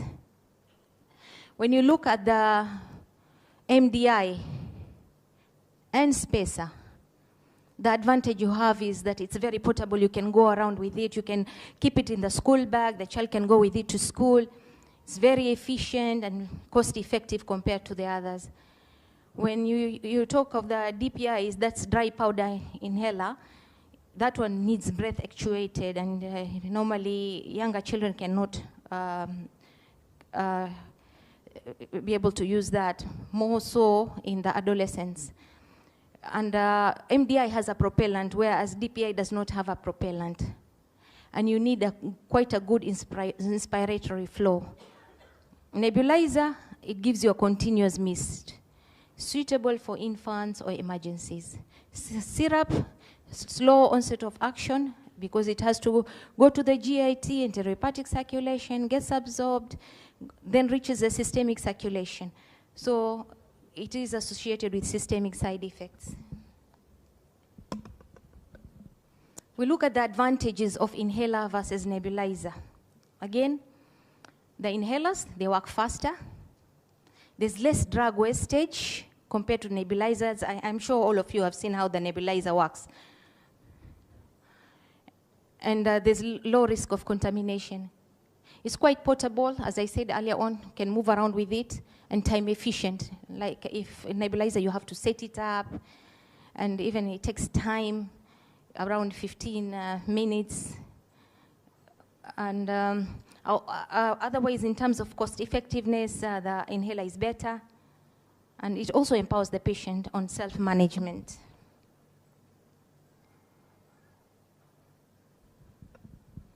Again, looking at the advantages of inhalers over syrups. Straight to the target organ, so quicker relief. It avoids systemic exposure and the fast-pass metabolism, so there are fewer side effects, and smaller doses are required for equal efficacy. So inhaler, remember it's small dose. Syrups, you have to use higher doses. More or less the same thing, comparing all the four. Now we're going to look at the inhaler techniques across different age groups. I've classified infants below 3 years, preschool, those who are going to nursery schools, then you have school age between 6 to 12 years, and those adolescents above 12 years of age. For infants less than 3 years, you have to use a spacer with a mask. So I'm going to demonstrate later at the end of this presentation. You use an inhaler with a spacer and a mask, and just watch tidal breathing for 5 to 6 breaths. Or you can count 1 to 10, or you can wait for around 20 seconds. Preschool children, again, you can use a spacer, but this time along, you use the mouthpiece. But also monitor how they are doing it. If the child is not able to do it, you can still put a mask on. And you train the child for slow, deep inhalation. Always a slow, deep inhalation. For dry powder inhalation, you have to do a quick one, a rapid one, deeply. You inhale deeply. But for MDIs, you have to do slow, deep inhalation. For school-age children, 6 to 12 years, you can try and do MDI and ensure that there is proper coordination. Otherwise, if they cannot do, then you have to use a spacer. Adolescents can use either MDI or DPI independently with correct technique. This is a child who is less than 3 years. You can see an inhaler with a spacer and a mask. This is a child between 3 to 5 years. Is inhaling the medication through the spacer directly using the mouthpiece without a mask.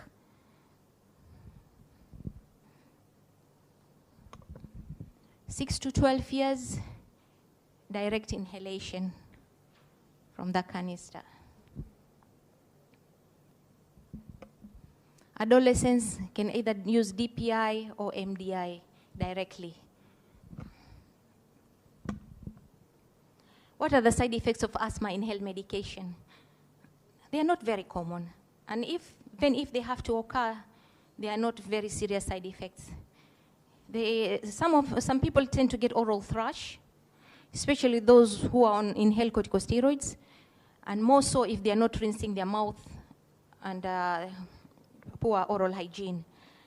They end up with oral thrush. They may end up with throat irritation. Again, technique matters. If they don't inhale well, the drug gets deposited in the upper airway instead of going to the peripheral. reflex cough, sometimes due to tracheal spasm. They can get a hoarse voice, nervousness or jitteriness, and tremors, palpitations, headaches, especially with SABA, slow-acting beta agonist, that can salbutamol. Very, very rare serious side effects, especially those who are on prolonged use of especially steroids or long-acting beta agonists, like they can get adrenal suppression and increased risk of infections. It can affect the growth of a child, but they are very rare complications.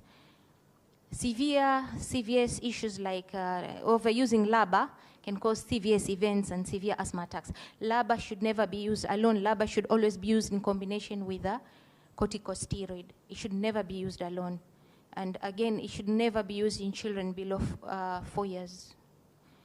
So don't prescribe LABA in children below 4 years.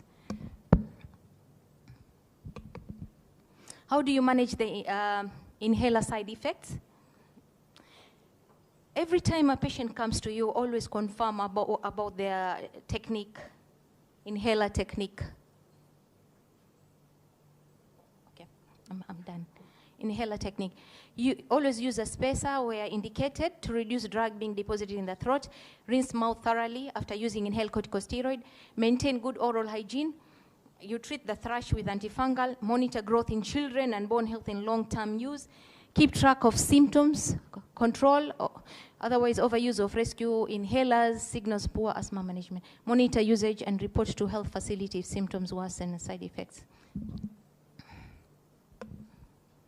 What are the common myths and misconceptions? You'll hear people talking about inhalers being addictive. True or false? It's true, but it's false. So that's not true. Inhalers are not addictive. The drug is delivered directly to the lungs. There's no addictive potential. Maybe what they consider addictive is that sometimes you have uncontrolled asthma and somebody is using only the rescue medication. They are not using the reliever medication other than controller. So they are overusing the reliever. So inhalers are not addictive. Nebulizers are more powerful. Again, false. The efficacy depends on the technique. MDI can work as good as a nebulizer as long as you do it correctly. In fact, we have a protocol in Aga Khan where we can use the in MDI and it can work as effectively as a nebulizer. Children can't learn inhaler use. That's not true. They can be taught effectively. Syrup and tablets are safer and work better. That's not true. Inhaled steroids cause stunted growth, infertility, long-term harm. It's not true. At recommended dose, this does not happen. Needing an inhaler means asthma is worsening. Is that true? No. Guys, you're sleeping. Needing an inhaler means asthma is worsening. Is that true? No, it is not. So it's more of cultural stigma. They always associate inhalers with severe illness. It usually comes in the communities, the family. Oh, situmia hii, asthma yake itakuwa chronic, atakuwa dependent, yeah, in family. Yeah? And also you'll find that even counseling has not been so good. You write a prescription, you send the patient away, you don't even explain how to use the inhaler. So they go home, what is this? What are you doing with this? Stop, usimpatie mtoto. That is lack of demonstration. Fear of long-term use. They fear that you'll use it for long term. No. Asthma, as long as you achieve control and the patient comes regularly for follow-ups, you either step up or step down every 3 months and finally until you achieve control. What are the role of the healthcare workers? Listen and address concerns. Use only simple cultural relevant explanations. Demonstrate correct techniques with placebo inhalers. You always reinforce adherence. Every time the patient comes to you, reinforce adherence. And also emphasize on trigger avoidance, emphasize on regular checkups to review techniques, medication, symptom trends. Time is bad. What are the key messages? Inhaled therapy is a cornerstone in pediatric asthma management. Correct inhaler technique ensures optimal drug delivery. Device choice should match child's age and coordination ability. Educating caregivers improves adherence and outcomes. Inhalers is safe. Inhalers is effective. Inhalers is non-addictive. Myths are common but correctable. And we are there to change the people's mind. Closing remark, the best inhaler is the one the patient knows how to use without fear.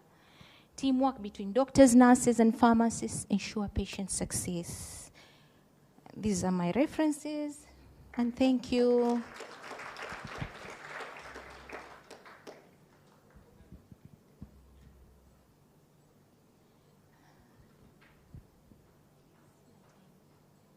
If I had time, I would have demonstrated how to use the inhalers. Unfortunately, time is up.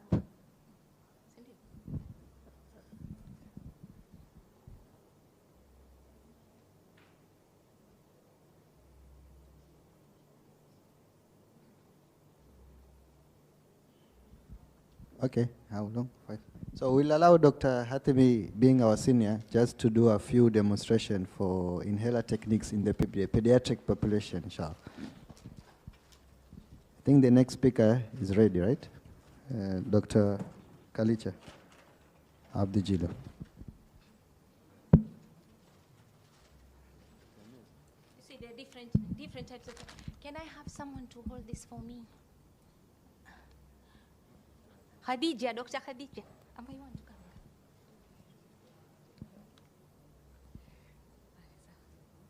come? Sorry. It's okay. Good, yeah. We have different inhalers, as you saw in the pictures, from different companies, different sizes, for different age groups. So, this is the device. Can be either salbutamol, it can be inhaled corticosteroid. Always shake. Shake, shake, shake. If you don't shake, you're going to give the propellant to the patient instead of the dawa. Shake thoroughly. If it's new, or it has stayed for a long time, and the day you want to use it, you have to prime it. And what is priming? Releasing 2 to 3 puffs out. You're getting rid of the propellant. And then it is ready for use. Again, children, the very young ones, was it 3 to 5? You have to use with a mask. So you attach it to the mask, make sure you seal the nose and the mouth, and press once.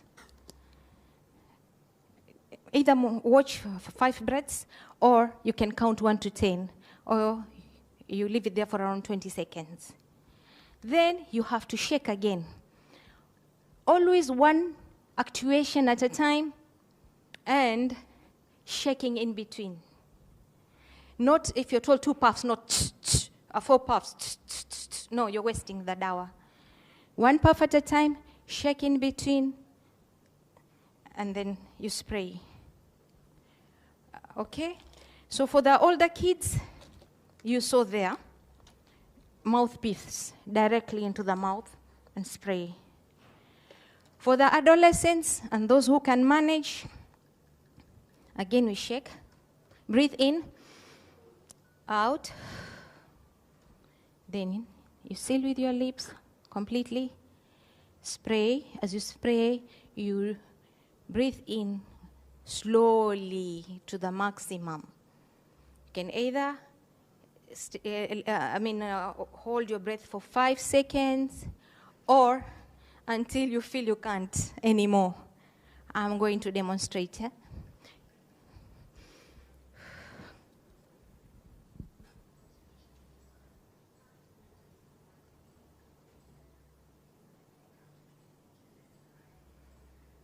Okay. You see all sorts of things, people spraying, people. Kila design mtaona. I've seen patients coming in. You know how to use? Yes. Can you show me how you use it? Okay. So this is how it's done. We have a protocol. When you're giving especially salbutamol, we start with high doses. We step down. We give 4 puffs, QID for 2 days. We step down to 3 puffs, TDS for 2 days, 2 puffs BD for 2 days, 2 puffs Nocte for 2 days, 2 puffs PRM. When a child has an asthmatic attack, you don't have a nebulizer, you can give 4 to 6 puffs. Repeat every 15-20 minutes, 4 to 6 puffs. Remember, it's 1 puff at a time. So pss, pss, pss, 1 puff at a time. 4 to 6 puffs, rest 15-20 minutes, 4-6 puffs, rest another 15-20 minutes, 4-6 puffs. A cycle of 3 is equivalent to nebulization. So you can always carry it around anywhere. You travel with your inhalers. Some people can't afford a nebulizer. Okay. Now, in a resource-poor setup, you can use a bottle. Okay? A bottle, you make a hole here, stick it in. If there's a mask, you can attach a mask here for the very young ones, or this can be a mouthpiece. So we have no excuse of using it. We cannot use an inhaler. This child is very young and cannot afford an aerospace. Sawa? Is that clear? Thank you.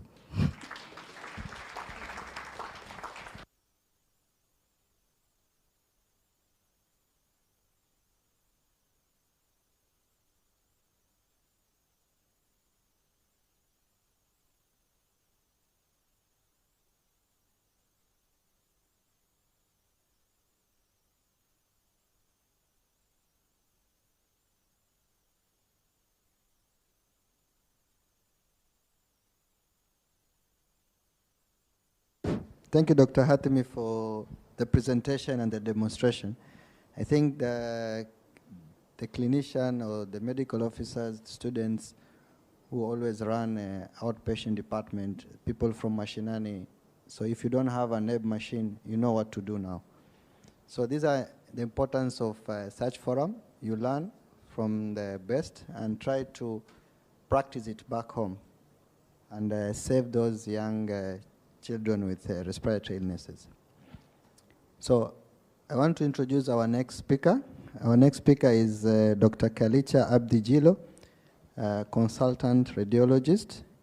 Dr. Kalicha Abdi-Jilo, he did his undergraduate at Nizhny State Medical Academy in Russia, and he did his MMed in diagnostic radiology and imaging at Moi University, Eldoret, Kenya. Currently, Coast Branch Secretary General of Kenya Association of Muslim Medical Professionals, a member of Kenya Association of Radiologists, member of KAMMP. He's a trainer of trainers in emergency obstetric and neonatal care interest, and he has special interest in neuroradiology. Wonderful. So he'll be taking us through not all pulmonary infiltrates are TB, missed lung cancer, role of CT scan and intervention procedures in diagnosis of CA lung. Karibu Daktari. Assalamu alaikum. You know, I wanted to make you guys stretch, and then Faraj did it. And then I wanted to say that it's unlucky that these sessions are in the afternoon, and then Dr. Hatmi said it. And then I realized one thing, that most of you guys are on autopilot. No matter what is done or said, the amount of things you'll grasp or the concentration is directly proportional to your consumption at the food court. So before I start, I would like you to take a deep breath like you're taking an inhaler. Hold and then release. So my presentation is going to be on basically role of CT scan and intervention procedures to diagnose CA lung. So for the people who are in like the depth of autopilot mode, if there's anything I need you to actually grasp in this particular session, is that you need to really raise your level of suspicion or index of suspicion in lung cancer, especially for patients who are coming with recurrent infections and you are not able to actually achieve any progress. So I don't have any disclosures. Just a disclaimer is that the focus of the presentation will be mainly focusing on role of CT in diagnosis of lung cancer, features of focal lung opacities, infectious versus neoplastic process on imaging, and a brief overview on interventional radiology. So unfortunately, we have a session going on the other side, and the interventional radiologist is the one taking the session. He would have been the one to actually take us through the role of interventional radiology, but I hope maybe he might be here when the panel is sitting. So, of course, the TB discussed here is PTB. So, TB and lung cancer are the most common lung diseases contributing to mortality in developing nations, and both have associations with the Human Development Index of the country or region. So lung cancer is the second most prevalent cancer incidence, contributing to around 11.4% of new cancer cases and 18% of cancer-related deaths. And this is according to Global Cancer Statistics 2020. But the Global Cancer Statistics 2022 talks otherwise. That lung cancer was the most frequently diagnosed cancer in 2022, responsible for around 2.5 million new cases of cancer, and also the leading cause of cancer deaths in 2022 with an estimated 1.8 million deaths. So lung cancer and TB are often known to coexist. So in fact, some studies have shown the chronic inflammation of TB as carcinogenic. So these are patients you actually like treat and treat and treat, they're coming back, there's no progress. You send them for an X-ray, you send them for a CT, and still you're continuing to pump the patient on antibiotics without actually like thinking there might be a chance that this patient is having lung cancer. So relevant statistics in recent years have shown that the incidence of lung cancer gradually tends to occur in younger individuals, with more males affected than females. So there's actually a paradigm shift, and this is not only on lung cancer, this is cuts across basically, lung cancer, breast cancer, cardiac diseases. There's actually a paradigm shift whereby you have actually younger patients having like MIs, things which on textbook, when we learned before, we were told patients above 50 is when you're thinking about things like cardiac disease and stuff like that. At the moment, you find very young patients presenting with malignancies of different kinds. So adenocarcinoma is predominant in both female and male patients. So the predominant cancer is adenocarcinoma in both male and females, while SCC occupies the majority in patients with history of smoking and drinking. So of note is that TB remains one of the major risk factors for developing of lung cancer, with studies showing a direct correlation in incidence between TB and lung cancer, translating to higher incidences of lung cancer in areas with high TB infection rates. So lack of response to treatment should raise a high suspicion for malignancy, and this is what actually I want you to take home with. So the lack of accessibility to biopsies in low and middle income countries often leads to delayed diagnosis of lung cancer. If I see anybody dozing off, I'll actually point to you and I'll ask you a question. If you'll not have had that question, you'll have to figure it out. So risk factors of lung cancer include age, family history of lung cancer, COPD, chronic history of smoking, COPD, of course, with emphysema, chronic exposure to pollutions like asbestos, alcohol abuse, and recurrent infections with TB being the major risk factor. Imaging examinations such as CT demonstrated to be key tools in differential diagnosis between TB and lung cancer. And just to point out the thing is that this is not an entirely black and white world. There is actually a kind of like limited gray area, sometimes superimposed TB with lung cancer, and these are cases whereby even the radiologists who are expert might actually find it difficult to be able to point out. So it all depends on how you actually raise, how your index of suspicion is high. So clinical manifestations for TB often bear similarities. So you find patients coming with chronic cough, chronic expectorant cough accompanied by hemoptysis, chest pain, and dyspnea. And systemic symptoms might include low-grade fever, night sweats, fatigue, loss of appetite, emaciation, which are basically base symptoms. You find them in malignancy, you find them in TB. So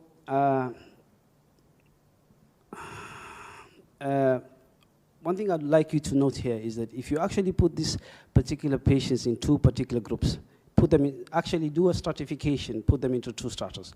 The first strata is any patient who has a focal lung opacification or a nodule in the lung, which is 3 centimeters and above, and anybody who's 2.9 centimeters and below. So according to the Fleischner Society recommendations for incidentally detected solid nodules, these are patients who have come in actually has probably a CT abdomen done with a bit of the base taken, and then you find that there's a nodule. There's a recommendation on how to be able to follow it up.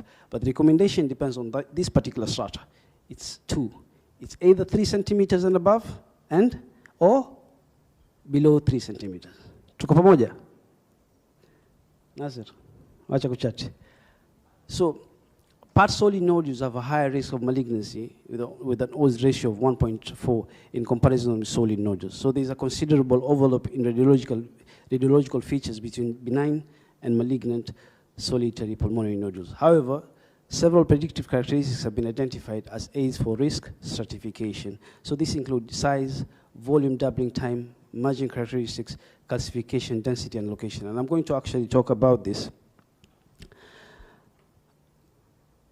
So in terms of size, as you said, more than 3 centimeters, this is malignant unless proven otherwise. So there's nothing like surveillance, there's nothing like waiting, upfront investigation. So this patient has come in, has a nodule, or has a focal lung opacity, which is solid or subsolid, mixed density, is cavitary, but it's more than 3 centimeters. The first thing you do is, this is malignancy unless proven otherwise.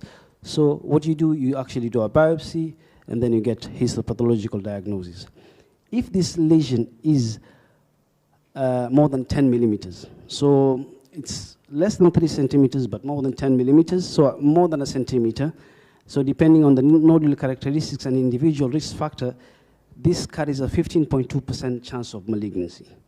So with this particular case also, what you need to do is upfront investigation as opposed to surveillance. This one, we're not going to say this is actually malignancy. There's a 15.2% chance that this might be malignancy, but we don't do surveillance. We actually do upfront investigation, which is basically we do a biopsy. If it is 5 to 10 millimeters, then there's a 1.3% chance of malignancy. So surveillance is recommended, and we're going to actually see how we are surveilling this particular patient. And any patient who has a nodule that you've seen is less than 5 millimeters, there's a 1% chance of malignancy, which is basically equivalent to someone who doesn't actually have a nodule. So margin characteristics, benign nodules often have smooth borders as opposed to irregular lobulated and spiculated margins in malignancy. So in terms of density, fatty density are likely benign as opposed to subsolid density. Location, upper lobe nodules have a high risk of malignancy as opposed to middle lower lobe zone distribution. A study showed specifically right upper lobe nodules with highest risk of malignancy. So the volume doubling time that we've talked about, and this is the reason we are actually surveilling these particular patients. When we're surveilling patients, we're surveilling them to actually check the volume doubling time, like how long it takes for this particular lesion to double its size. So according to most studies, according to study, volume doubling time below 400 days represents a high likelihood of malignancy, whereas a VDT above 500 days is overwhelmingly characteristic of a benign nodule. So these are the recommendations on surveillance. And as we said, surveillance is anything below 10 millimeters but above 5 millimeters. So you get anything below 6 millimeters is single in a low-risk patient, there's no routine follow-up which is required. If this particular patient is a high-risk patient, then you do an optional CT at 12 months. If there are multiple, low risk, no routine follow-up. If the patient has high risk, then optional CT at 12 months. If it's between 6 and 8 millimeters and it's single, then low risk. And low risk, we're talking about patients who don't have smoking history, don't have history of family history of lung cancer, don't have exposure to pollution like asbestos and all that. If this patient is a high risk, then CT at 6 and at 12 months for high risk of a nodule between 6 and 8 millimeters. If it's more than 8 millimeters single and this patient is low risk, consider CT at 3 months, then PET CT or tissue sampling. And if it's a high risk patient, consider CT at 3 months, then PET or tissue sampling. So basically, these are patients who come in. We have actually been sent for imaging. You find a nodule, but this patient was sent for something else. You actually sort that particular case that the patient has been sent for, and then you get a nodule, but you do not be able to, you don't certify this patient into this particular status, whereby you actually see how big the nodule is for you to be able to actually recommend the recommendation. And this slide is going to probably be shared to the ones who want to, for you to be able to actually check the recommendations. So this is basically an image just showing the difference in nodule characteristics in terms of on CT when using a thick slice versus a thin slice. So this is actually an axial section of the same cut of a nodule, which actually looks kind of like ground glass on figure A, and then on B you see it's kind of like a bit kind of like solid with a bit of like calcification, and then you see it's actually like more subsolid on the last particular section. So the reason for this particular slide is to be able to actually like emphasize on the importance of using thin slices for characterization of these particular nodules for follow-up, and for the case of actually like stratifying the risk of malignancies. So focal lung opacity is infectious versus neoplastic process. So you check things like margins, proportions, and surroundings. So what we talk about is preservation of the lung architecture itself. So what you are looking at is, it's more of like what is actually in charge. Is it the lesion which is actually in charge, or the lung parenchyma which is in charge? So we'll be able to actually see in the slides coming. So margins focus on the preservation of the background parenchyma as opposed to distortion, evaluate for hexagonal, which is interlobular septa, bordered margins as opposed to spiculated and lobulated margins with no clear parenchymal architectural preservation. So those are the characteristics, infectious versus neoplastic. And then, as I said, there's a gray area whereby you can find an overlap. So infectious is more polygonal. There's actually preservation of the background pulmonary parenchyma, and then there's a bit of scalloping, and you can actually see the secondary pulmonary lobules actually like within the margins of the lesion, as opposed to neoplastic. Because of the heterogeneity of growing of the cells, you find microlobulations, and then you see that there's the distortion of the architecture of the lung parenchyma. So just a few cases to, I don't want this to be very much radiological so that you actually like just float there, but I'll be able to actually try and see if I can be able to make you at least grasp something. So focal lung opacities, as I said, who's in charge? Is it the parenchyma which is in charge, or the lesion which is in charge? So you see there's a cavitary lesion on axial mediastinal window, and then a lung window which is there, and then you move to another slide, which basically shows you the polygonal margins of this particular lesion, and you can be able to see that particular leaf, which is has those polygonal kind of like shapes, which is basically more of the same of this particular. So this, more often than not, will actually be an infectious. You see that the background of the lung parenchyma is not distorted. If you can see my cursor, can you see my cursor? My cursor is not seen. So you see kind of like that hexagonal kind of like margins on the lung, on the opacity itself, and the background is preserved. So this is same patient after treatment. Several weeks later, you see. Actually, these are different planes, and then this is the same patient after treatment. So you see there's a kind of like inflammatory band that is actually seen there. This is post-inflammatory changes, but the whole lesion is resolved. So when it comes to like neoplastic lesions, as we said, there is heterogeneity of growth of that particular lesion itself. So this is a patient with extensive emphysematous lung changes, and then there's a lesion there. And you can be able to actually see both lungs, the right and the left, have the emphysematous lung changes. But look at the traction that you see. I wish if I could change my cursor for you to, let me see. Wait, I think I'm Nico Technologia. I'm good. You can see it. Nico Fiti, bro, Technologia. So you can be able to actually see these particular borders, which are kind of like microlobulations on this particular lesion. But now, look at this other lung. There's also emphysema on this particular lung, but there's no traction as you see. You see the lung being pulled towards this particular lesion in this particular case. And then you see a coronal section of the same with the kind of like lobulated margins, and then the pulling of the lung parenchyma towards that particular lesion. There's actually architectural distortion.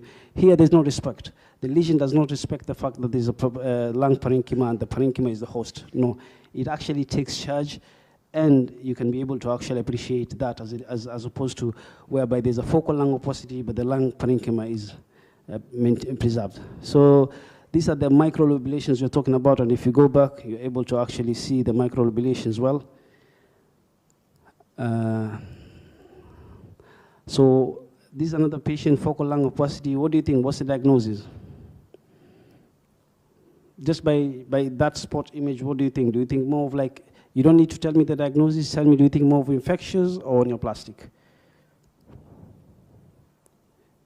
Infectious. Yeah, so basically this is a case which was diagnosed as neoplastic. They thought this is a malignancy. But you can be able to actually see that the background of the lung is kind of like preserved, and then you see it has more of like hexagonal kind of like margins or polygonal margins as opposed to the microlobulations that you would see. And as I said, this is not a black and white world. You see a lot of overlap, and you can be able to actually see like these particular lesions mimicking the characteristics of another. One that looks like an infection, which is actually a malignancy, and then a malignancy which actually looks like it's an infection. So there's always an exception to the rule, but more often than not, this is the case.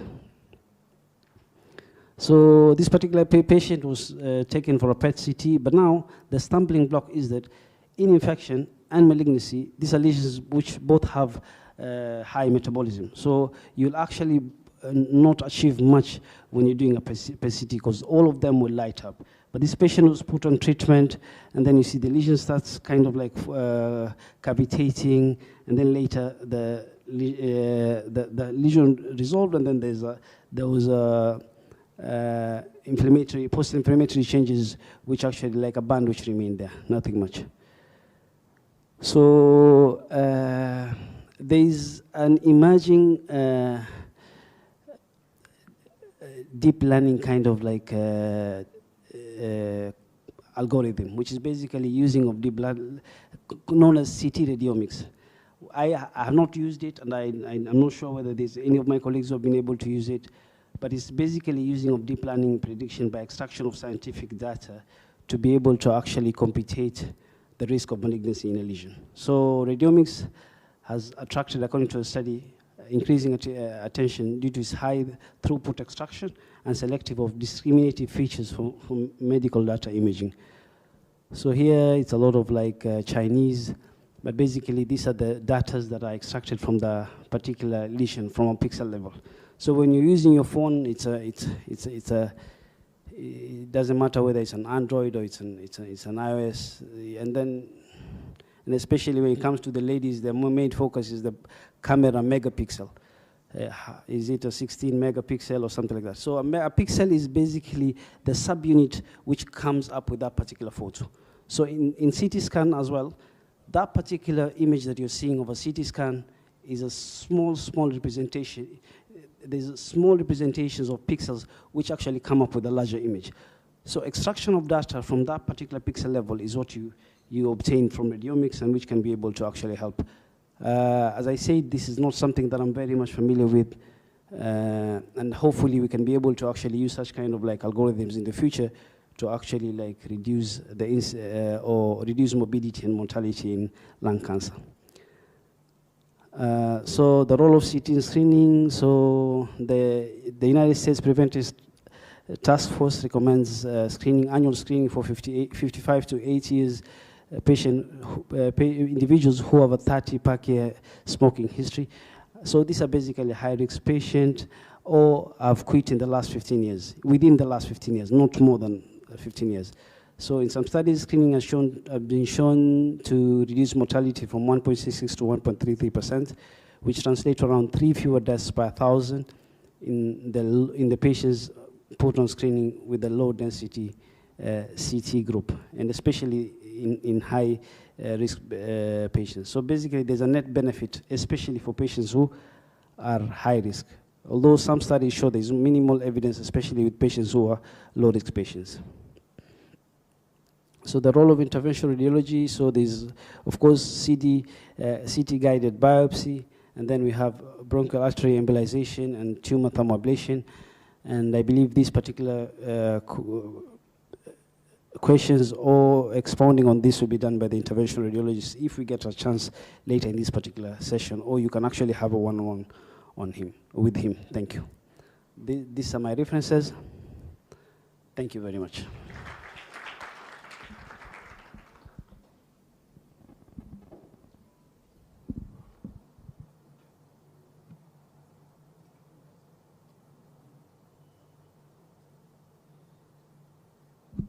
Wonderful presentation. Doc.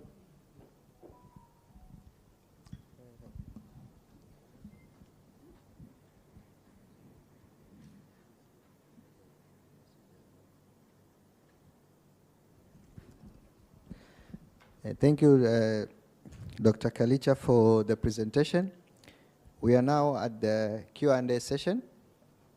For those who have questions, or maybe we can do the questioning while we go around the different stations for practical. Yes, Doctor.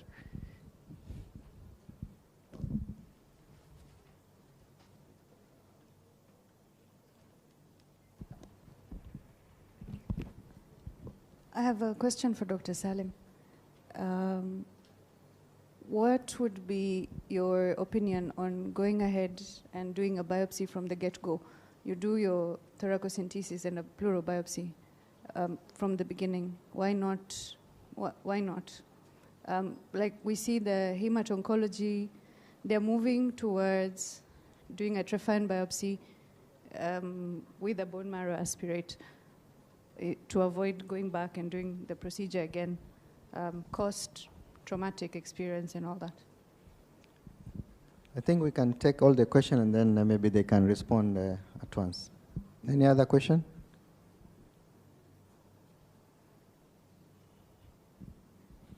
Hizo zingine mulielewa ama walikuwa mmelala? While others are thinking of question, maybe you can respond to that question. Yes, I think that's a good point. So basically, the biopsy should be based first on the clinical, the patient's clinical picture, and secondly, from the initial pleural fluid analysis.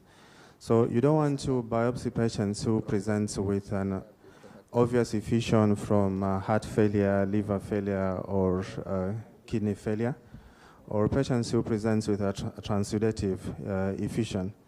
So it definitely has to be an exudative effusion, and first you need to give a chance to non-invasive procedure. So if you do a pleural fluid analysis and cytology is positive, then that removes the need of doing a biopsy.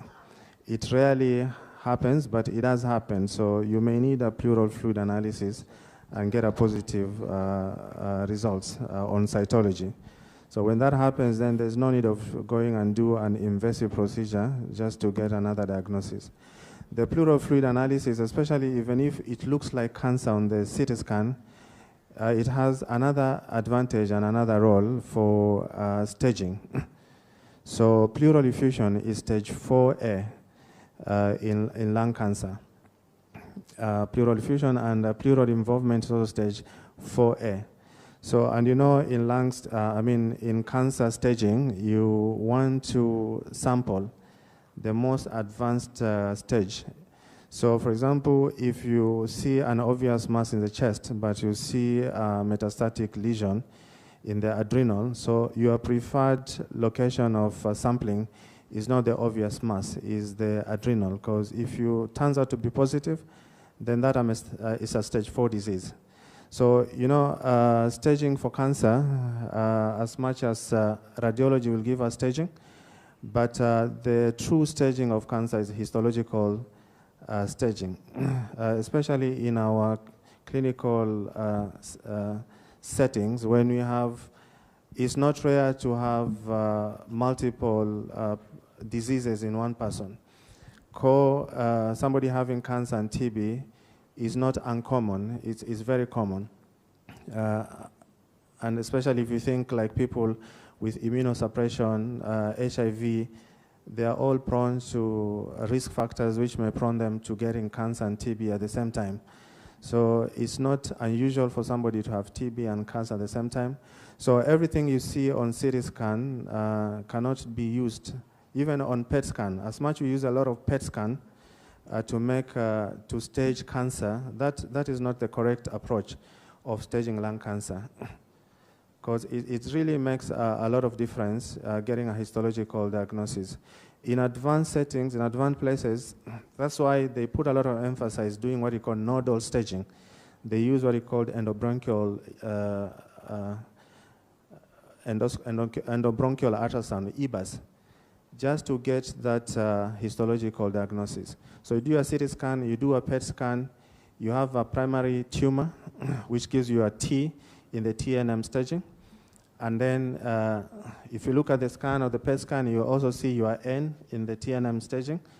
And then you stage your M. But that is not enough. You really need to go inside and get confirm.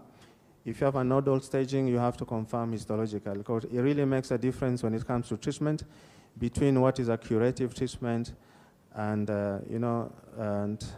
palliative treatment. So I think you're right. I mean, we should try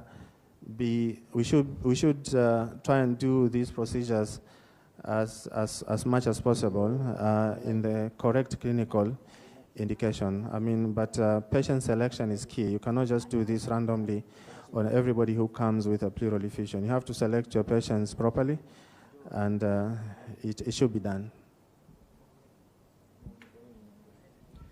Okay, thank you. We have some colleagues who have joined us online. I think they had some comments. Dr. Maalim, welcome.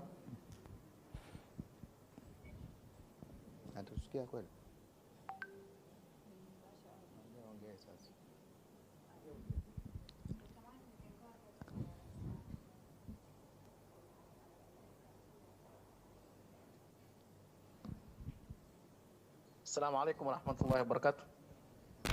Wa alaikum assalam wa rahmatullahi wa barakatuh. Yeah, so I'd just like to congratulate you guys for the first day, inshallah. We're looking forward for the second and third day, inshallah. Oh, thank you. Dr. Maalim is joining us from Egypt. He's currently pursuing his fellowship in nephrology and kidney transplantation. Naombea kila la kheri. And mashallah, he's been very active though remotely, but always joining our Zoom meeting when during our preparation. So salamu za rambe rambe zimefika. Jazakallahu khair. Any other comments?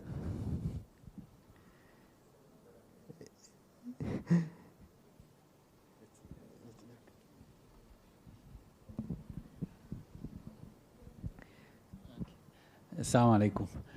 Shukran, Dr. Hatibi, for the nice presentation. Just one small thing. We have a challenge with pediatric diagnosis of asthma. I know you get the same problem maybe, to convince the parents that the child has asthma. The other challenge is to have proper, diagnosis, like investigative type of diagnosis. Most of the time I believe it's clinical.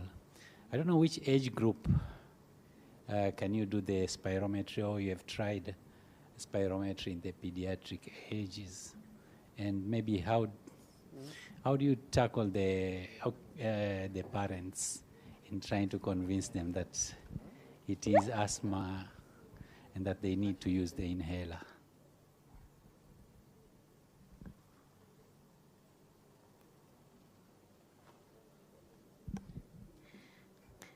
Shukran, Dr. Ashraf. Making a diagnosis of asthma in children is not as easy as in adults. So we rely more on clinical presentation because, as I said earlier on, you can get viral induced wheeze, which is not asthma. And by the age of 3 years to 5 years, it goes away completely. So retrospectively, you can say that could have been asthma. But then you look at these other factors, like atopy. Does the child, or is there a family history of atopy? That is allergic conjunctivitis, allergic rhinitis, eczema, food allergy. If there is, the suspicions are high. Okay? And then again, so we rely more on the clinical history.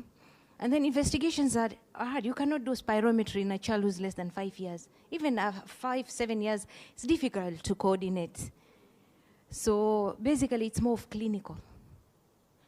I would tell a patient that it could be asthma, but I would not label this patient as asthmatic. We'll manage it like asthma. We'll manage the wheeze. Time will tell. Thank you. There's another question here for the pediatrician. Assalamu alaikum. Of course, Dr. Aisha is smiling. She knows the question is going to her. First, a comment on the same for Dr. Ashraf is that with that challenge, we tend to have a challenge with either underdiagnosing or overdiagnosing asthma because for fear of, most parents, the long-term steroid use. And which brings me to the question, I don't know if I had missed it, but how much ICS exposure is too much, and what is the real risk for growth suppression?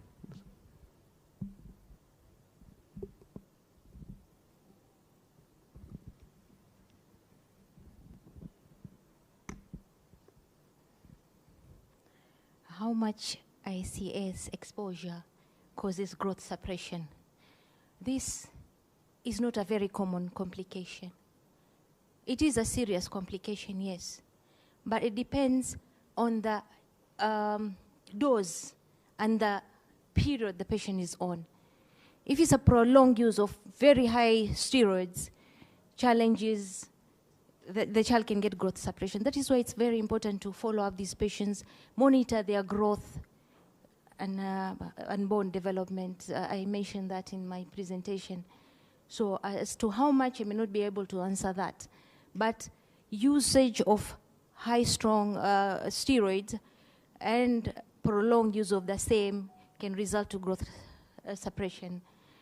So that is why when it comes to managing asthma, when you are stepping up, you'd rather give a low steroid and combine it, if it's an older child, combine it with a long-acting beta agonist, or a low steroid, combine it with montelukast, other than give high-dose steroid, double the dose of the steroid. But I've seen kids being given 400 international units of budesonide twice a day. But ideally, I would rather give low dose of steroid and combine with something else to minimize the side effects of inhaled corticosteroids. Thank you.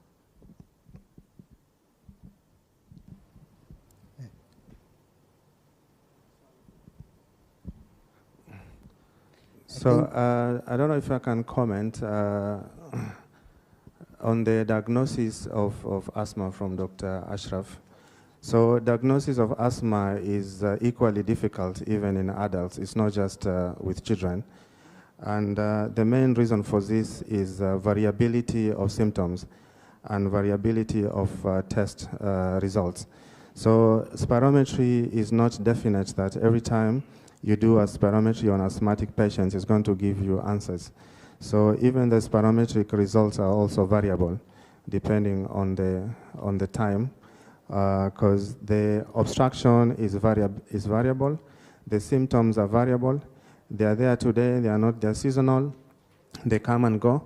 So even if you want to make a diagnosis of asthma based on spirometry, then you have to do multiple spirometry, and especially if you can do it when the patient is symptomatic. So diagnosis of asthma is largely based on symptoms, just like Dr. said. For children, for adults, it can never be made based on the tests. So if you can get a positive test, is a plus. But if you don't have a positive test, it doesn't mean you cannot make a diagnosis. If the symptoms, the pattern of symptoms are classic for asthma, then you can make a diagnosis of asthma. You better overdiagnose than underdiagnose, and later you can refine your diagnosis if necessary. The other thing is about the use of spirometry in children. So spirometry is an effort-dependent procedure. That's why there's an F in every parameter. There's FEV1, there's FEVC. That's a forced maneuver. You have to force patients to breathe in and force patients to breathe out. So in small children, that may not be easy to, and then you have to coordinate. Patients have to follow instructions on when to inhale and when to exhale, and that may be very difficult to do with children.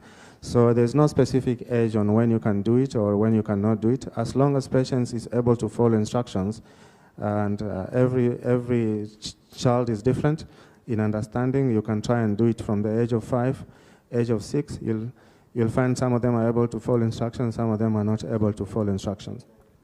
So you can postpone your test until that time.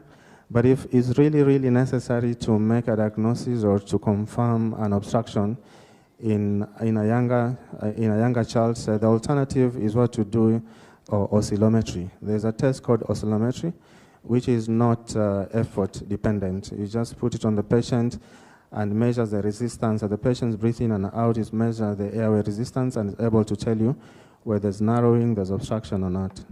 So I can also make a comment on the how much steroids is safe and how much steroids is not safe. So if you look at the GINA guidelines, so this steroids is not one medicine. There are different types of medicine. Each one of them has its own dosing, and each one of them has its own dosing. So, and the dosing has been categorized, if you look at the GINA guidelines, as what are called low dose, medium dose, and the high dose.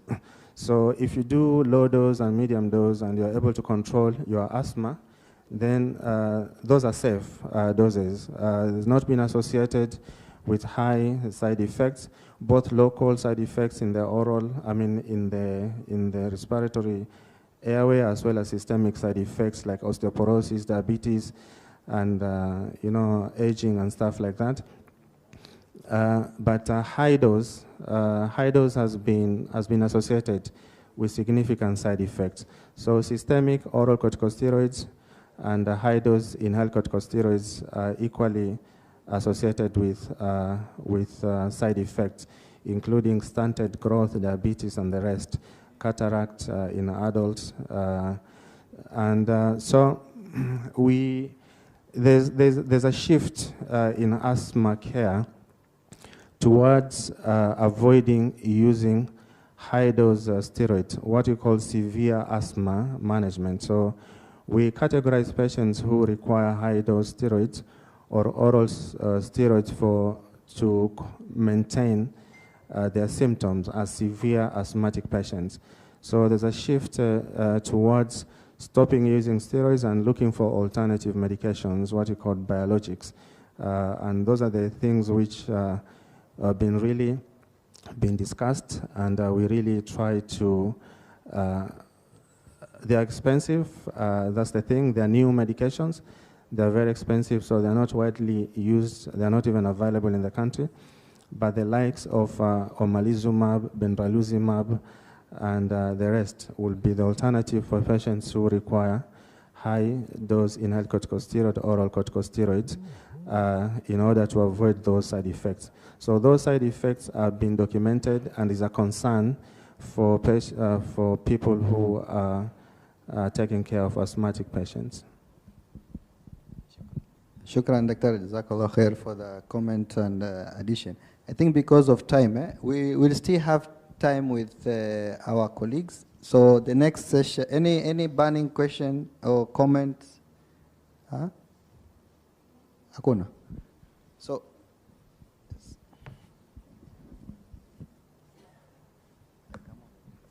1 minute, yeah. People fear inhaled corticosteroids, but the side effects are very minimal if you use in low doses. What we should fear actually is using parenteral, that is prednisolone and the others. So control of asthma with inhaled corticosteroid is anytime better than using salbutamol alone and then adding prednisolone every now and then. So you should never fear inhaled corticosteroid at low doses. Thank you. I think the message here is for asthma, you remember there is bronchospasm and airway inflammation. And the cornerstone of asthma treatment, if you've confirmed asthma, of course, by the clinical features, if the patient is able to do a spirometry, there are other additional tests. For example, fraction of expired nitric oxide, pediatrics can do, adults can do. Then inhaled corticosteroid is the cornerstone treatment.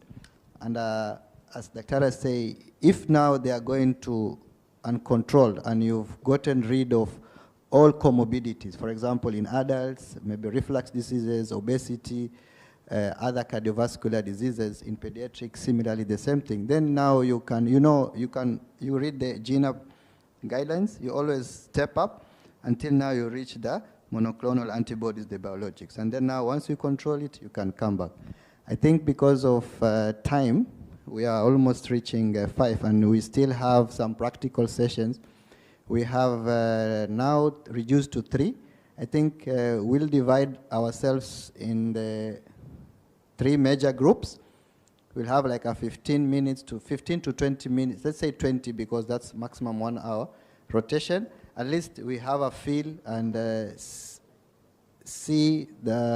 we'll have a station for bronchoscopy. If you ever have any question on bronchoscopy, you want to touch.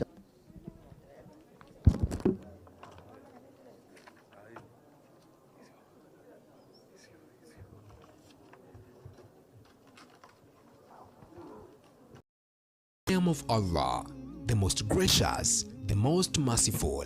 From a humble beginning in the heart of Mombasa, Al-Haajar TV was born with one mission to unite the Ummah and to be a trusted source of authentic Islamic knowledge. We started small, but our hearts were set on serving the Muslim community across Kenya and beyond. From the studio, we brought you some diverse programs from Ongea na Chief Kadhi, answering questions of the Ummah, to Kurunzi Yetu, bringing current affairs into focus, Afya ya Jamii, addressed community health, Al-Haajar Viwanjani, which covered sports from an Islamic perspective, Ijue Dini Yako, deepened understanding of faith, and Tawhid Mwanzo guided viewers on the foundation of Islamic monotheism, inspiring generations. In the name of Allah, the most gracious, the most merciful. From a humble beginning in the heart of Mombasa, Al-Haajar